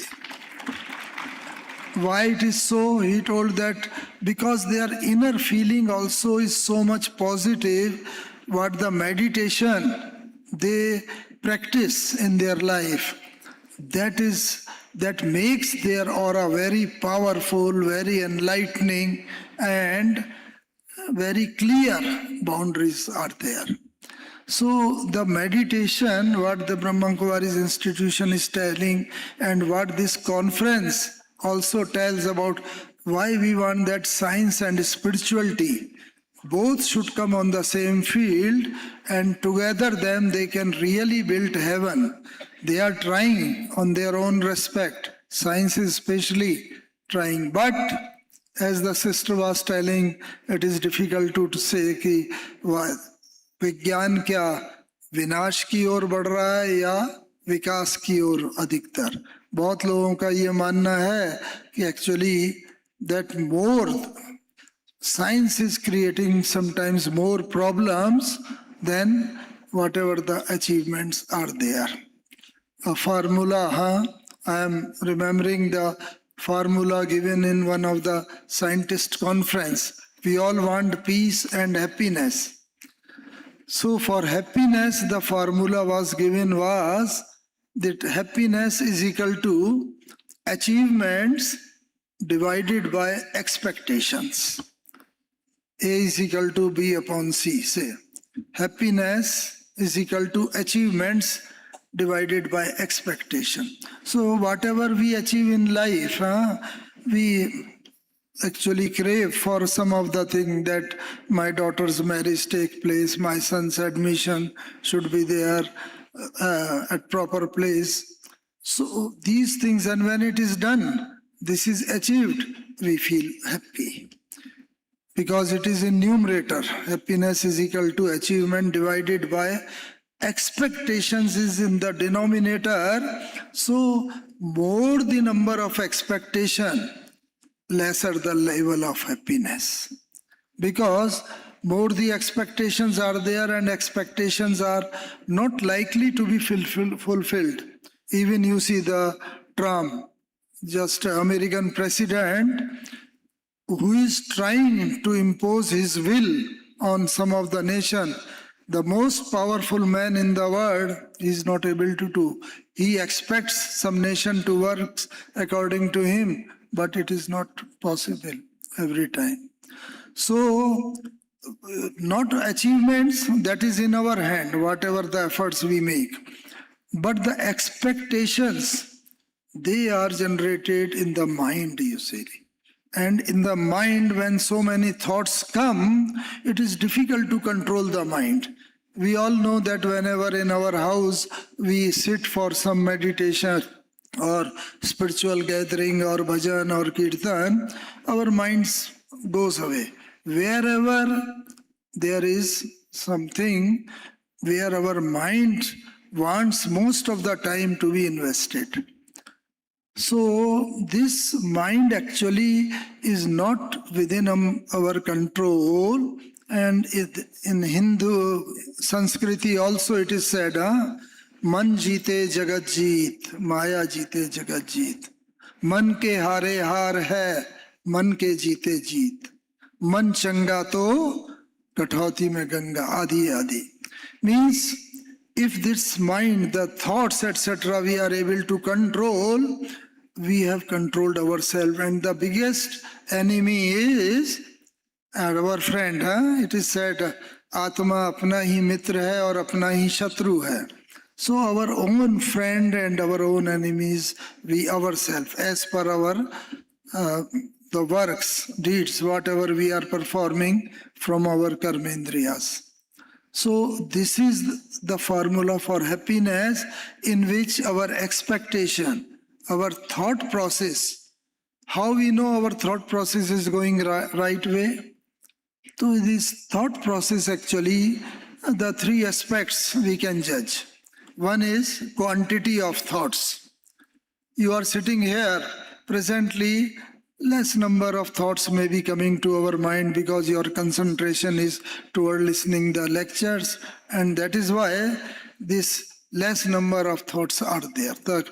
But if suddenly, suppose your mobile rings, you just take and ask, just listen, and somebody informs you or such and such near relative or near and dear one met an accident, he is very serious or such like that, then your thought process will increase. Number of thoughts will increase, and also along with the quantity, the speed of thought will also increase. So they will be moving towards negative thoughts. So with your quantity of thoughts, which you can control more easily and positively by your meditation, that quantity of thoughts can be controlled. And also the quality of thought. Second aspect is when the quality of your thought is positive, you will get less quantity of thoughts. So quality is inversely proportional to quantity of thoughts. And like that, when so many negative thoughts are there running in your mind, we all feel we are living in a very competitive world, and quite often such situations may be developed when so many negative thoughts come to our mind. Sometimes we find it difficult to control. So that the best process is here in Brahma Kumaris what we do, because we also live in this world where there are so many things are there which are not in our hand, and we also often listen some bad news and whatever is going in the world, and accordingly our thought process also goes. So suppose whenever our thought process is going towards negativity, we control it by meditation. Thought process means number of thoughts have increased, and that can be brought down by the quality of thought. If the quality of thought is increased, the quantity of thought will come down. And that way, within few minutes, we can control whatever the negativity we have to face in life. We all work in the organization, in our office, in different places. And it is quite possible to have conflict with some of the members. So the relationship is also affected by our thought, because whatever comes in thought, that comes in our speech, and sometime it may come into our negative actions also. So this quantity and quality, and third aspect is direction of thoughts. So this direction of thought can be controlled. We collect our childhood, some of the actions and some of the games. One lens, convex lens, when it is put before the sun, and that lens concentrate all the rays, then whatever below is kept, that burns. Very simple experiment we all. This is meditation. number of thoughts goes on throughout the day.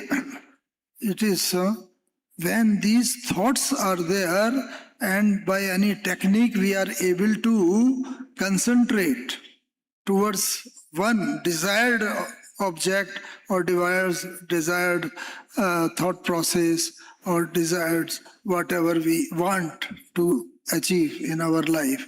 And then those things, so much energy is generated that all the negativity burns away.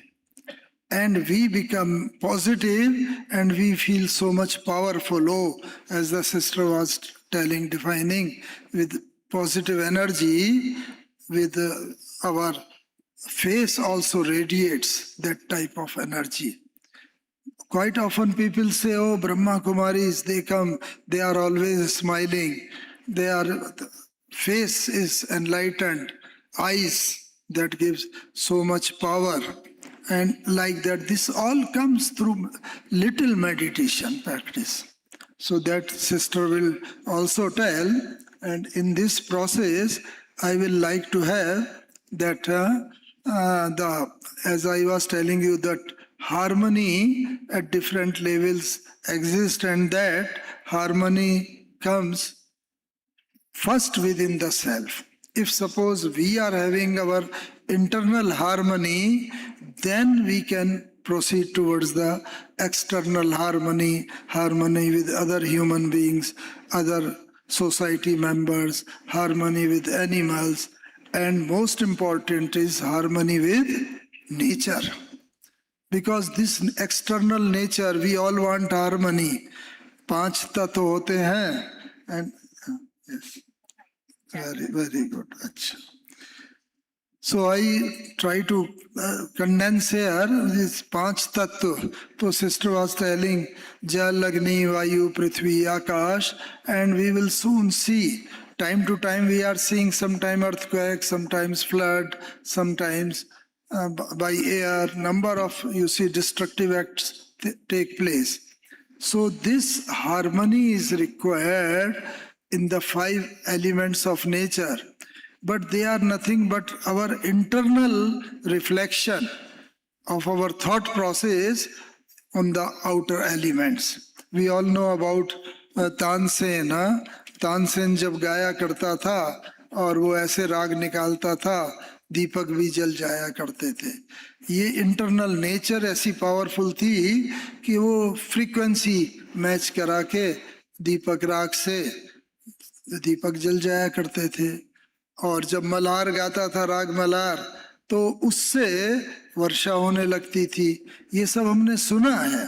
तो our internal nature should be in tune with the external nature, then we can definitely control the external 5 elements of nature.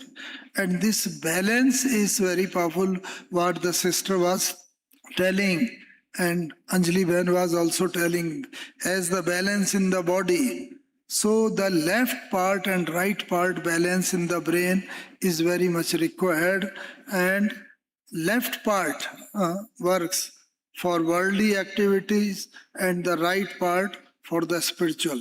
So this is scientific, one left part, and the right one is the spiritual aspect. So alert part, we have to be alert in our work. So that is alert and relax. So we become Raj Yogi, alert, Rajai, and right part shows Yogi. That is what has been referred in Gita also. Hey Arjun, Raj Yogi ban karke tum dekho, ye sab mare pade hue hain. Ye karo, wo karo. Actually in Gita, it has been emphasized on this one. So like that, all the balances are required. I am not going because some of our guests, they have to go. I have to finish it here, just dedicating a few words towards our the spiritual father. I had the good fortune to be with Brahma Baba for a few years, 1962 to 69. He was a great, grand spiritual personality. and his eyes, whenever I had the opportunity to meet him number of times, probably more than 15 times in my life. And I have seen him that he was the manifestation of all the spiritual powers, and with that one side spiritual power, one side scientific, such a big complex he was managing. So we all have to become like that, and it is not difficult. All the Bharatiya Sanskriti processes are that. With all these I invite you to Mount Abu. In Mount Abu, my invitation is there, and we are organizing number of the conference there under RERF and Raj Yoga Education Research Foundation and Brahma Kumaris. There you all are invited. Your boarding and lodging arrangement is done by us, and you have to come, take the dates from the local branch, and in which profession you are. We are organizing conferences for all this 25 wings. So I invite you to come there and then take the advantage of the spiritual and the balancing act of science and spirit. Thank you very much. Om Shanti. Om Shanti.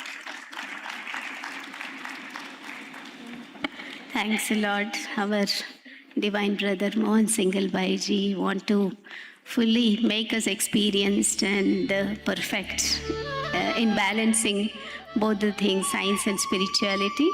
And we have amongst us our divine sister Raj Yogini Brahma Kumari Kuldeep Didi ji, who is the director of Shanti Sarovar campus. We put our hands together to welcome her. Sisters are welcoming her by felicitating as well as giving her the sapling. Also, yeah. Now we will light the lamps. The guests on the dais will be joining in the lighting of lamps, and I'll read the names who are in the audience. Please come on to the dais to join. Shanti Sri Basavaraj Garu, scientist, G&G Group Head Data Product. Please come onto the dais to join in the lighting of lamps. Dr. Surya Rathore, Principal Scientist, ICAR. JVR Ravindra, Principal. They are informed. Please come onto the stage. Those who are informed to join in the lighting of lamps, please come onto the dais. Venkat Ramana brother. Also Devyani Ben, please come to join. Devyani Ben. Professor Ravinder Garu, former Vice Chancellor, Dachepalli Ravinder Garu. Professor Venkat Ramana Devi Garu, Usmania University. Venkat Ramana brother. Pranab Kumar Ghosh ji, Assistant Registrar, NIRD. Dr. Karthik, Senior Scientist. JVR Ravindra, Principal, Vardhaman College of Engineering. So we can all switch on the torch in the mobile phones to join in the lighting of lamps for the noble cause. We take a good positive thought to just start practicing spirituality, consciousness, experiencing values within the self to attain balance in our life. राजयोग का मार्ग यही है, सहज सरल निराला, दिव्यता की बन। Dr. Karthik ji, Senior Scientist, please join in the lighting of lamps. Dr. Karthik ji. जग उजियारा होगा प्रेम से, सुख ही सुख कण कण में, शुभ संकल्पों के दीप जलाए।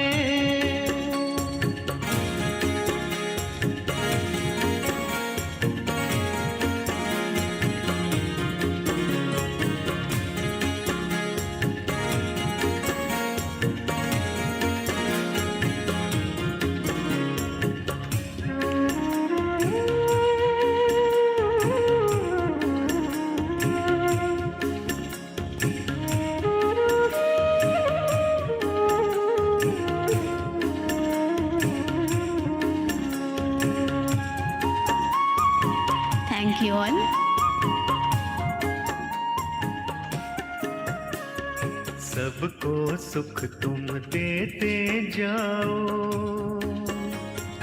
मगन रहो प्रभु प्यार में, प्रेम की धारा बहाते जाओ।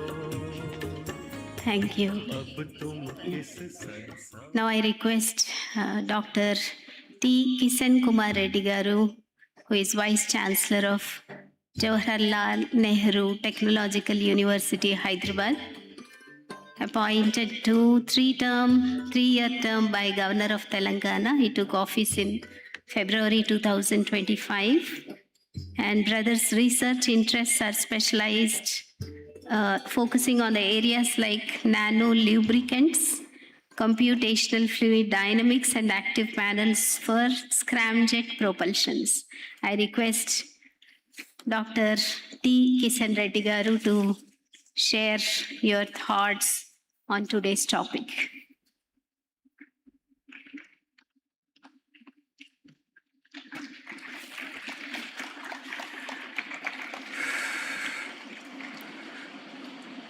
Thank you for the kind introduction. Rajayogini Jayanti Didi, Sri Justice Ishwaraya ji, Rajayogi B.K. Mohan Singhal ji, Colonel Harpal Singh Grewal, who just left, Dr. P.K. Jain ji, Anjali ji, Coordinator, C-Wing, Madam Kuldeep Didi, Govardhan Bose ji, Kashyap Reddy ji, other brothers and sisters, invitees and guests, a very good afternoon to all of you. It's a privilege for me to address such a august gathering. This topic is very dear to me because while I was doing my PhD in the US, I was into my 4th year of PhD and I was not getting any results. So I seriously felt I should come back to India. But then, having quit 2 jobs, NTPC and Indian Oil, and I finished my IIT MTech, I went there, and I didn't want to disappoint my parents. So I was going through tough times because I couldn't publish a paper. So in my utter despair, I turned to the Bhagavad Gita for solace. Because I happened to go to West Virginia, ISKCON temple. I was very much influenced by the sayings of Swamiji. And I started reading the Bhagavad Gita for inspiration. And I would have read it 100, 200 times. Then I felt solace. And 6 years, 9 months later, I got my PhD. It was a long time, but it was well worth it because I, being a mechanical engineer, I worked on organic chemistry, reaction mechanism, elucidation. And eventually I cracked it. So what I'm saying is, and when I read through the Bhagavad Gita interpreted by Swami Prabhupada, there were a lot of things which I gathered, and I essentially made an energy flow diagram of the Bhagavad Gita, the form of an energy diagram. Being an engineer by training, if I can catch the essence of the Bhagavad Gita in the form of a diagram, the form of a flow chart, I was able to do that. I have 2 copyrights and I'm writing a book now, only 30 pages. It's shown of any language. Very simple language, it's all schematic diagrams. An engineer speaks in the language of diagrams, flow charts. That's what I try to do. So there I try to map the relative areas of science and religion. And what I found, where science and religion begins. And I was able to capture the essence of the Bhagavad Gita in one page and show science and religion on the same diagram. For that, I got 2 copyrights. I've given lectures of the same in ISRO, DRDL, BHL R&D, various fora. So the point I want to make is,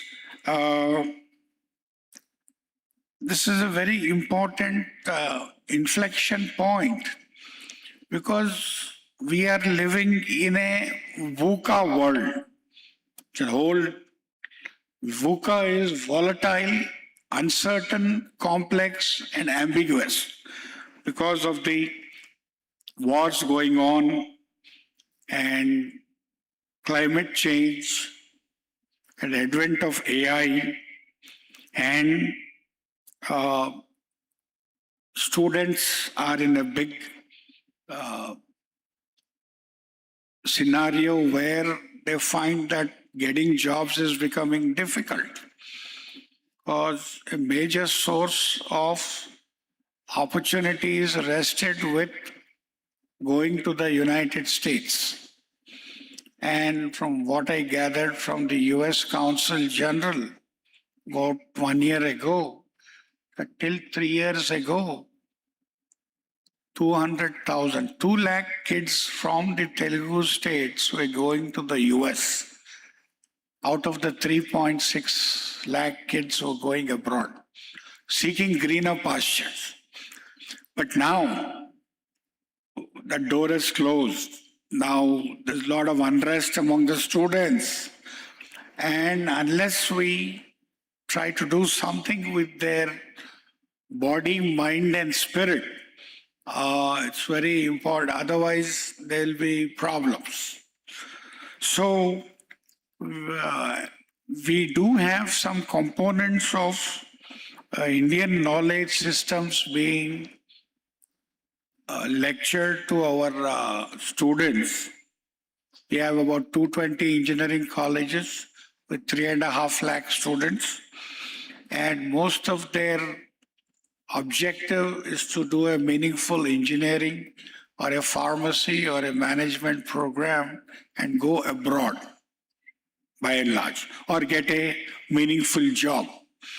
But now with AI kicking in and the uncertainty, new paradigms coming up, so there's all the more reason that a spiritual dimension is also brought in to make students, that body-mind balance, body-mind and spirit balance is required.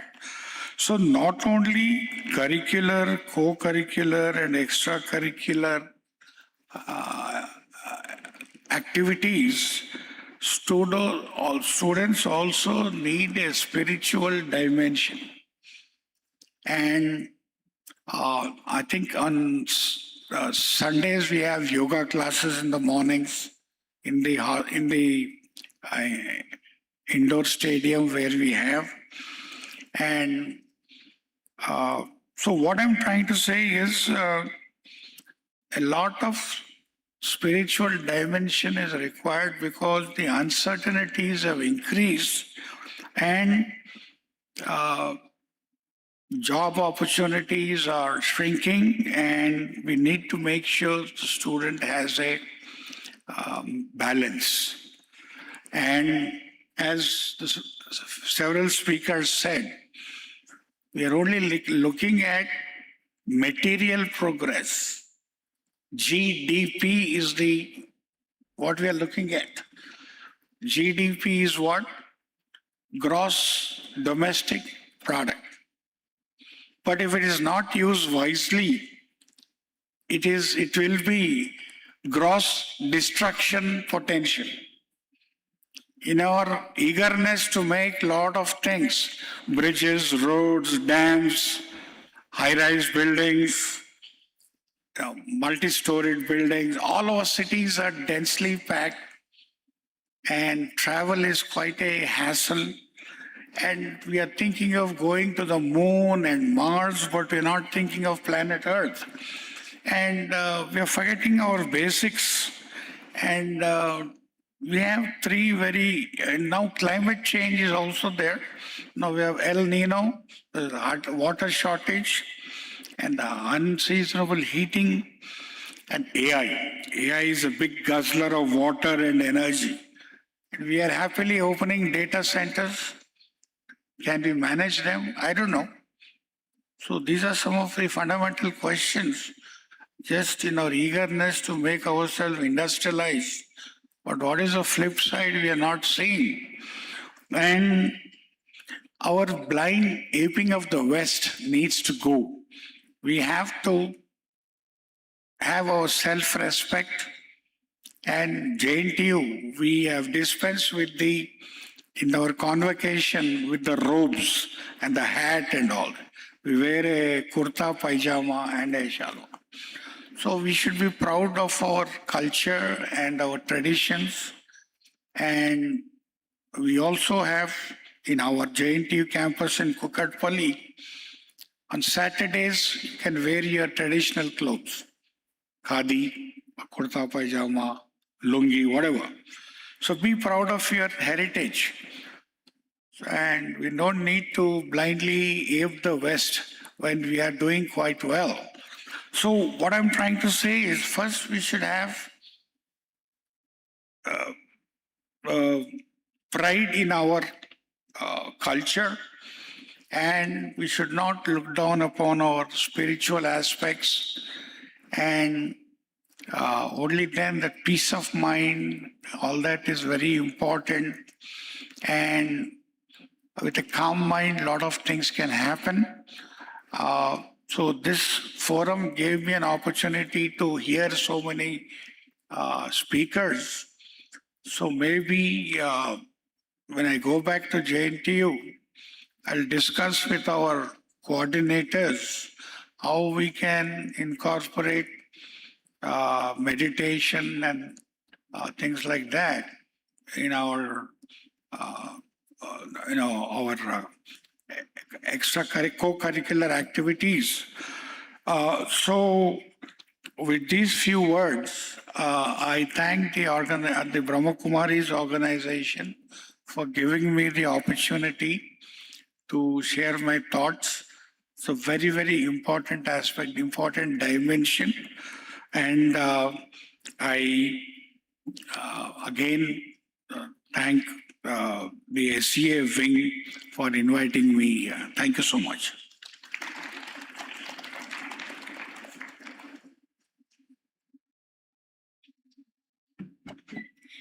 Thank you, Brother Professor T. Kishan Kumar Reddy Garu, for sharing your beautiful views amongst us. Now I request Brother to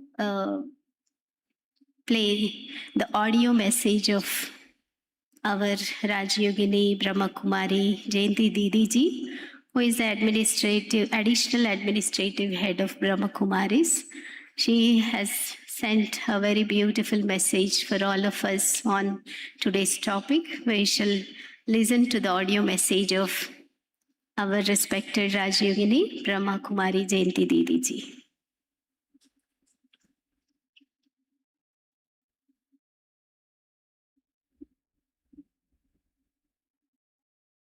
Om Shanti. All good wishes to all those of you who gathered here for this very special gathering on the subject of how science and spirituality can come together, and through that we can create a better world. Definitely we need both. Science without spirituality can lead to destruction, but science with spirituality creates a better world for all. But also within the whole subject of science, The new frontiers of exploration are the frontiers of consciousness. And you have an expert who's going to share with you the detail of the whole subject of inner consciousness. And so I think that this gathering today is a very special gathering.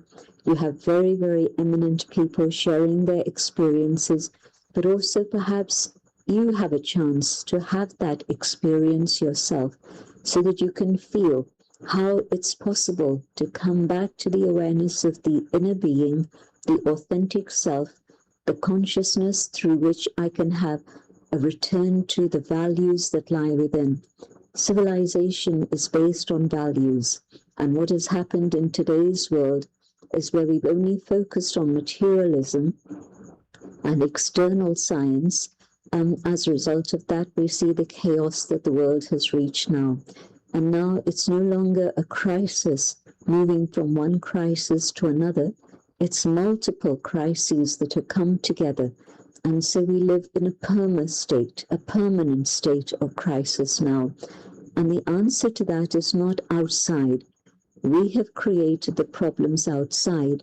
And it's only by going on that inner journey that we can actually restore balance and equilibrium to the world, so that there's once again a pure balance of spirituality guiding science, not even just working together, but spirituality being the leading force that can guide science in the right direction.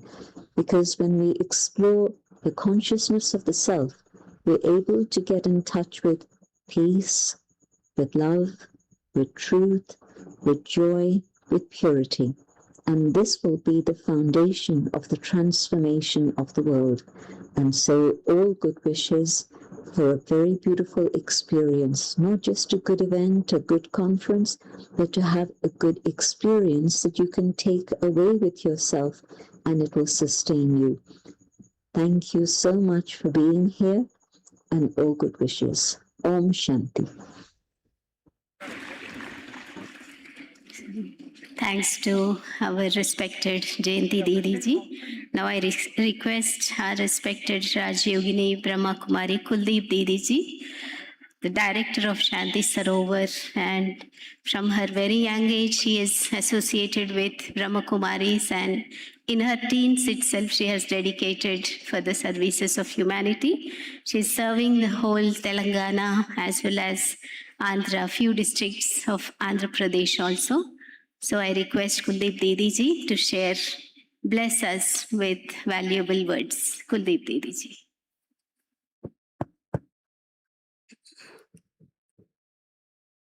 Om Shanti. आदरणीय मंच को सुशोभित करने वाले विशेष mount Abu से पधारे हुए हमारे मोहन सिंघल भाई जी एवं सभी जो भी वक्तागण हैं और हमारे गेस्ट हैं और सभा में पधारे हुए सभी साइंटिस्ट, इंजीनियर्स, आर्किटेक्ट्स, सभी का बहुत बहुत स्वागत है। आज हम इस सभा में सभी को देखकर बहुत प्रसन्न हो रहे हैं कि आप सबके सहयोग से science, spirituality, technology and architecture, जो कि एक नई दुनिया के निर्माण में सभी की बहुत बहुत आवश्यकता है, क्योंकि कई लोग कंफ्यूज होते हैं स्पिरिचुअलिटी क्या है और रिलीजन क्या है। रिलीजन वास्तव में जिस समय पर पहचान दी गई थी लोगों को एक पहचान के लिए कि हिंदुस्तान में रहने वाला हिंदू है, पाकिस्तान में रहने वाला पाकिस्तानी है, अमेरिका में रहने वाला अमेरिकन है, रशिया में रहने वाला रशियन है, चाइना में रहने वाले चाइनीज है। ऐसे हर कंट्री का नाम लेंगे तो बहुत विस्तार है, लेकिन हमें बांटा नहीं गया था। आज धर्मों के नाम से हम बट गए हैं। स्पिरिचुअलिटी सभी को जोड़ने का काम करती है, क्योंकि परमात्मा तब आते हैं जब उनके सब बच्चे, लौकिक में भी जब पिता कहीं चला जाता है दूर तो बच्चे आपस में लड़ते हैं, झगड़ते हैं। जैसे ही पिता घर में प्रवेश करता है उसे अच्छा नहीं लगता है कि मेरे बच्चे आपस में लड़ करके आपस में बट जा रहे, अलग अलग हो जा रहे। तो परमात्मा हमारा परम पिता है। धर्म पिताओं ने धर्म की स्थापना की, लेकिन धर्म पिताओं का भी पिता है परम पिता, जो हम सब बच्चों को, जो धर्म के नाम से हम बट गए थे, उन्हें फिर से आध्यात्मिक नाते में लाकर स्पिरिचुअलिटी के नाते से हमें जोड़ते हैं। क्योंकि आप सब एक कहावत सुनते हैं बचपन से कि हिंदू, मुस्लिम, सिख, ईसाई हम सब आपस में भाई भाई। किस नाते से? केवल आध्यात्मिक नाते से। क्योंकि वैसे तो कोई भी भाई का भाई नहीं, आजकल भाई भाई भी लड़ रहे हैं। लौकिक में एक माता पिता के बच्चे कहें, ब्लड रिलेशन वाले भी लड़ रहे हैं, और धर्मों की तो बात ही छोड़िए। तो परमात्मा हमें आत्मिक नाते से जोड़ते हैं कि जिसको साइंस ने अणु परमाणु से तुलना की है, लेकिन परमाणु से भी सूक्ष्म शक्ति है आत्मा। आत्मा के नाम से ही एटम को जाना गया। तो आत्मा तो हम अणु और परमाणु को तो देख भी सकते हैं, उनका विनाश भी कर सकते हैं, लेकिन आत्मा अजर, अमर, अविनाशी है, और वो अविनाशी पिता परमात्मा की संतान है। आत्मा का संबंध परमात्मा के साथ जोड़ने से हमारे अंदर के जो मतभेद हैं वो मिट जाते हैं। अब परमात्मा हम सबके सहयोग से क्या चाहते हैं कि एक बेहतर दुनिया का निर्माण किया जाए, क्योंकि इस दुनिया से सब थक गए हैं और सभी का दिल उठ गया है कि अब इस संसार में हमें ज्यादा दिन नहीं जीना है। इसलिए विज्ञान ने बहुत आविष्कार किए, लेकिन साथ साथ दुनिया की हालातों को देखकर विनाशकारी बहुत सारी सामग्री भी हमारे विनाश के लिए तैयार है ना। आप सब जानते हैं ना कि हमारे भोजन के लिए उतनी व्यवस्था नहीं है जितना कि हमारी मृत्यु के लिए जो अस्त्र शस्त्र तैयार हो गए, बॉम्ब्स तैयार हो गए हैं। एक सेकंड में इस दुनिया को खत्म किया जा सकता है। और आप जानते हैं, भले ही कितने भी आविष्कार नए नए होते जा रहे हैं, आज एआई टेक्नोलॉजी भी लेटेस्ट आई, उससे और भी ज्यादा बढ़ती जाएगी, क्योंकि ये सब नई दुनिया के निर्माण में हमें आवश्यक है। साइंस के जो सुख के साधन हैं वो हमें नई दुनिया, सतयुगी दुनिया में भी चाहिए, लेकिन इस दुनिया में जो भी ये चीजें हमें आज सुखदायी दिखाई दे रही हैं, इनका एक सेकंड में आप सोचो, अगर इंटरनेट बंद हो जाए, वाईफाई चला जाए, तो दुनिया की जान ही निकल जाएगी। हमारे सारे साधन ही उनके आधार पर है। आज घर के लाइट, फैन सब वाईफाई से ही है। आपका फोन जो बहुत इम्पोर्टेंट चीज है वो भी खत्म। और अब तो लोगों को डराया जा रहा है कि बिजली भी खत्म होगी, ना पानी मिलेगा, क्योंकि सब हम लोग जो है नीचे से पानी भी कैसे लेते, इलेक्ट्रिसिटी जब तक हम स्विच ऑन नहीं करेंगे पानी ऊपर नहीं आएगा। जब इलेक्ट्रिसिटी नहीं तो पानी ऊपर से नीचे से ऊपर, या हमारे नल में भी नहीं आएगा।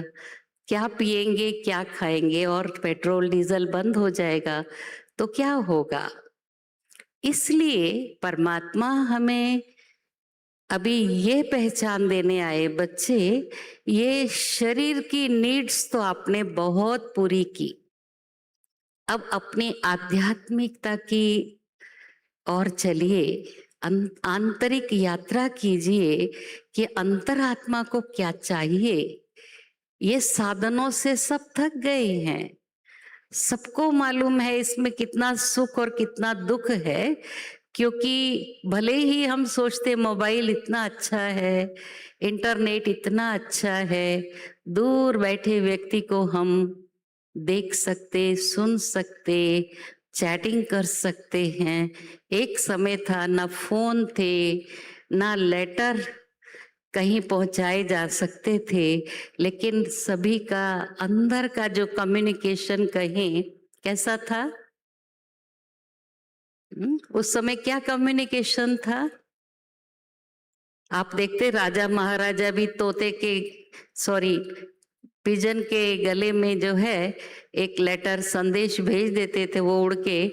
अभी तो विमानों में भी नहीं पहुंच पाते हैं हमारे लेटर। तो आंतरिक जो संबंध थे वो बहुत मीठे थे।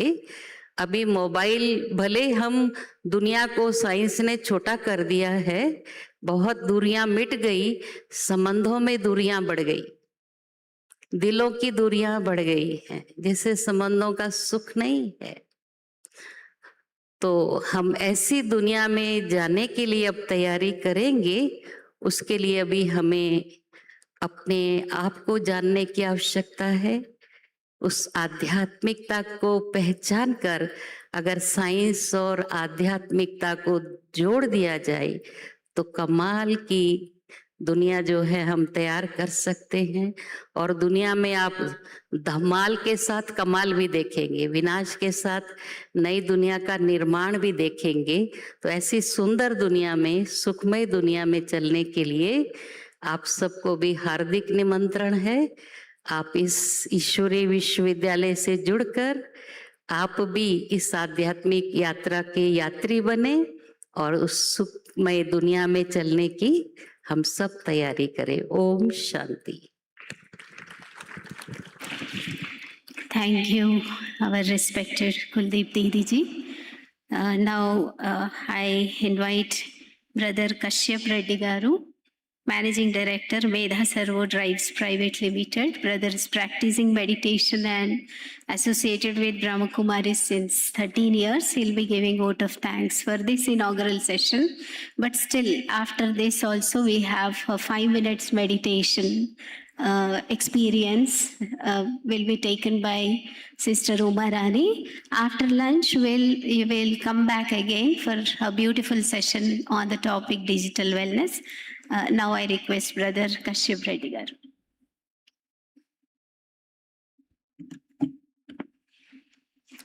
Om Shanti. First of all, I would like to thank all of you for your patience. You've been here since morning. And I would like to thank our divine respected brother, Mohan Singhal Bhaiji, for coming all the way from Mount Abu and giving his inspirations to us. His what he said was the most touching of all, that the harmony that we need is possible only through balance. And that harmony between the head, mind, and hand, what he said, is what is going to bring us happiness through that alignment of all of them. Dr. P.K. Jainji, he has very well said about how ancient India had technology, and because we didn't understand that technology, it has turned into blind faith. But sir, I would assure you that that golden age is coming again, in where both science and spirituality will be there together. And I would like to thank all our distinguished guests who were there earlier and for sharing their experience and wisdom to all of us. And it's a very touching topic for me as well, science and spirituality. When we hear about it, somehow it feels like both are opposite. but it was not like this earlier. In ancient India, both science and spirituality existed together, whether it's golden age or even after that, it existed together. Even in Western science, whether we talk about like 1400s, where during time of Michelangelo, it was both science and spirituality together. Even in the golden era of Western physics, in 1920s and 30s, like Girish Baiji was telling, example of Erwin Schrödinger, they used to believe both spirituality and science and how to combine and see them together through a single lens. But somehow after, I think, World War II, where science was put to bad use through nuclear weapons and other types of weapons, the law of karma kicked in and science has moved away from spirituality. And today it feels as if like science and spirituality cannot be together. But that is not the truth. My own personal journey, I was introduced to various religions from childhood, but somehow I couldn't find that truth in that. I was always seeking the truth, but I couldn't find it.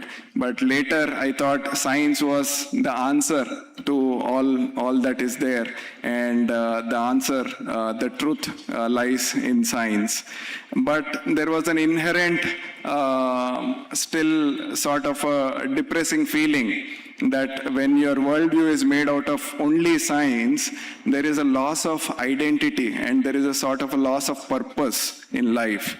And at the age of 34, I was introduced to Brahma Kumari's organization, and I received godly wisdom here to know about who I am, who is God, what is my relationship with God, and what is the purpose of this life. And that really changed my worldview completely, my perspective. And I started believing not that science is wrong or science is not the right approach, but that balance between science and spirituality is what really makes us thrive as a society. That harmony, if you have, when you apply the scientific technology along with the spiritual values, that is the time when you really bring the best of science and comfort to all human beings.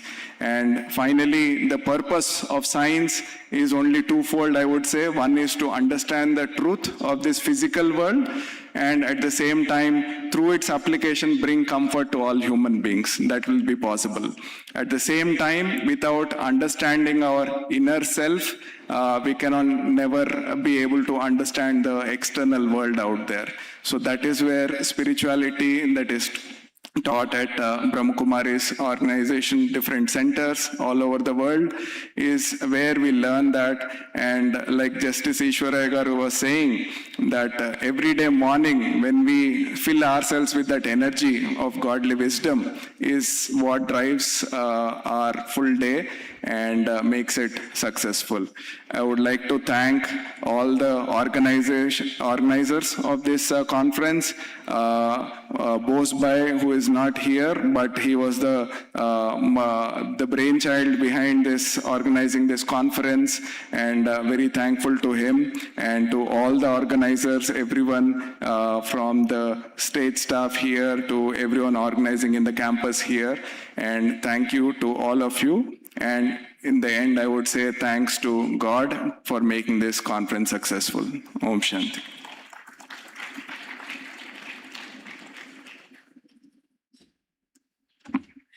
Special thanks to our brother Kashyap Reddy Garu also.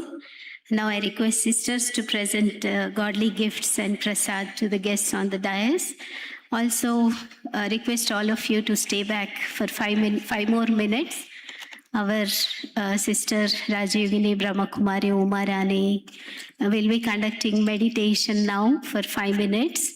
She is nature cure doctor, also into Brahma Kumari since 40 years and dedicated since 35 years, now staying at Malakpet branch of Brahma Kumaris. Request Balabai to come.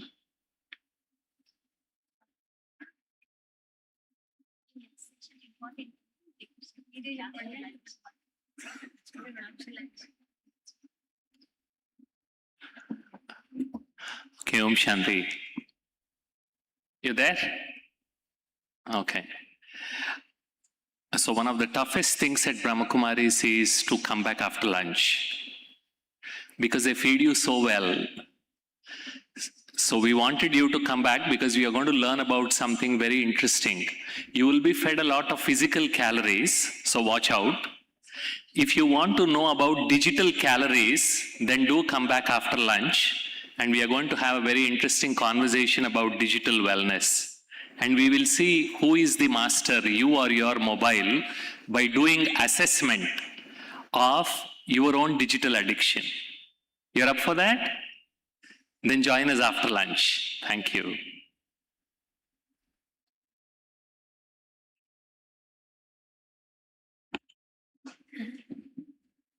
Meditation. Sister Uma Rani will be conducting meditation for 5 minutes now. And immediately after having lunch, please come back. How many will be staying back and having tea at 3 o'clock? Just raise your hands. Okay, thank you. Now, Uma Rani sisters will be taking us in meditation.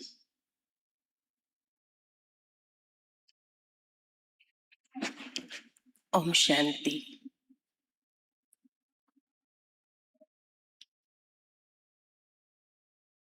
How do you feel after listening so long time? Tired? Feeling hungry and tired? Yes? So how can you do meditation when you are tired then? Not possible, no? Is it possible? Yes, when we are discharged, physically, mentally, when we are discharged, then only we need the help of meditation and relaxation techniques to tranquil our mind, to energize our body. Okay? So that's how the scientific research studies also proves 80%. Research studies proves that the meditation, it definitely improves our resilience and our power to face the situations, to realign our mind, to achieve our vision. So for this all purpose, to improve our positivity, to improve our power to face the situations. So in these discharged situations, how to again realign, re-energize, recharge, and how to realign all the chemical components of our brain by practicing meditation for a few minutes now. Sit back, relax, sit comfortably.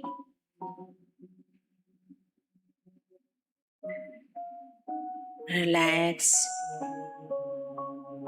your whole physical body.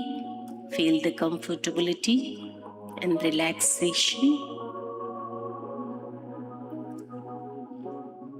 on all the different parts of your physical body. Now for a few seconds, try to focus all your scattered thought energy in the center of your forehead.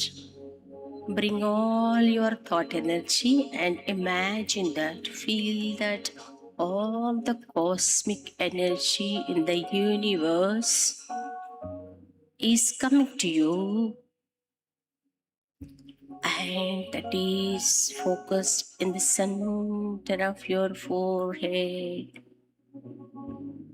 in the center part of the brain. It's energizing your higher self,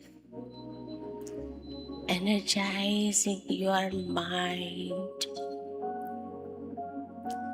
You are energizing your soul. I, the soul, a divine point of light residing in the center of my forehead. Just take your thought energy behind your eyes, the center part of the brain. Visualize your highest self on the screen of your mind as a self-luminous point, a divine point of light, radiating the divine rays of peace, happiness, and bliss.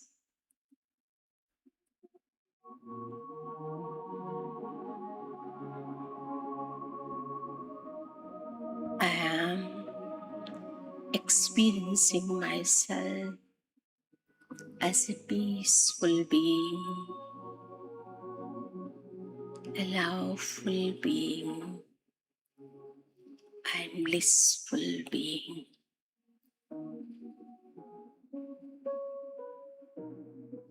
I enjoy the calmness and stillness within my own self. Now, in this moment, I'm fully focused, fully charged, fully energized.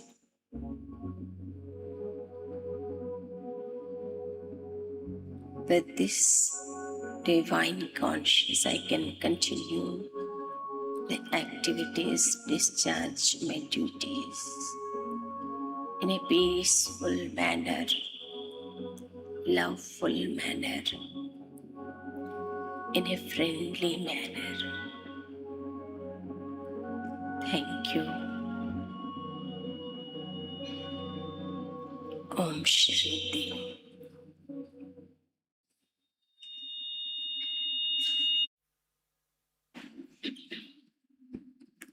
Thank you, sister. So, next, after lunch, we have a beautiful session on digital wellness, which is very much essential for all of us. And the guest speaker, who is very well experienced in the topic, has good ties with many number of schools in Telangana and Andhra Pradesh. He has already arrived into the campus, so we request you all to have lunch at the dining and come back by 2:30 to the same auditorium. Also, announcement that you all have been given files. In that, there is a feedback form. So later on after the lunch also, you can fill up the feedback form, and whilst leaving the campus, you can give the form to the volunteers at the entrance of this auditorium. So thank you all.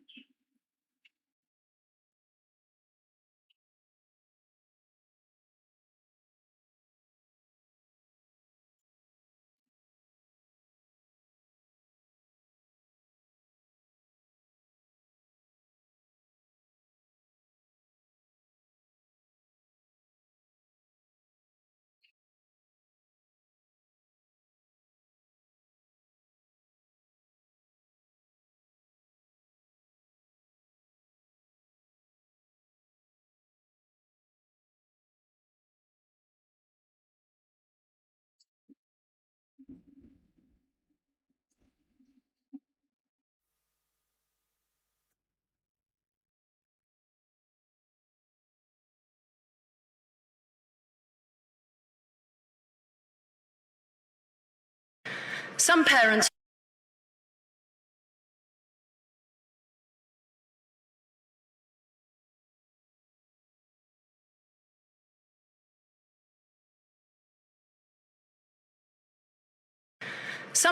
do everything in their power to mitigate screen harms at home, but then their children go to school and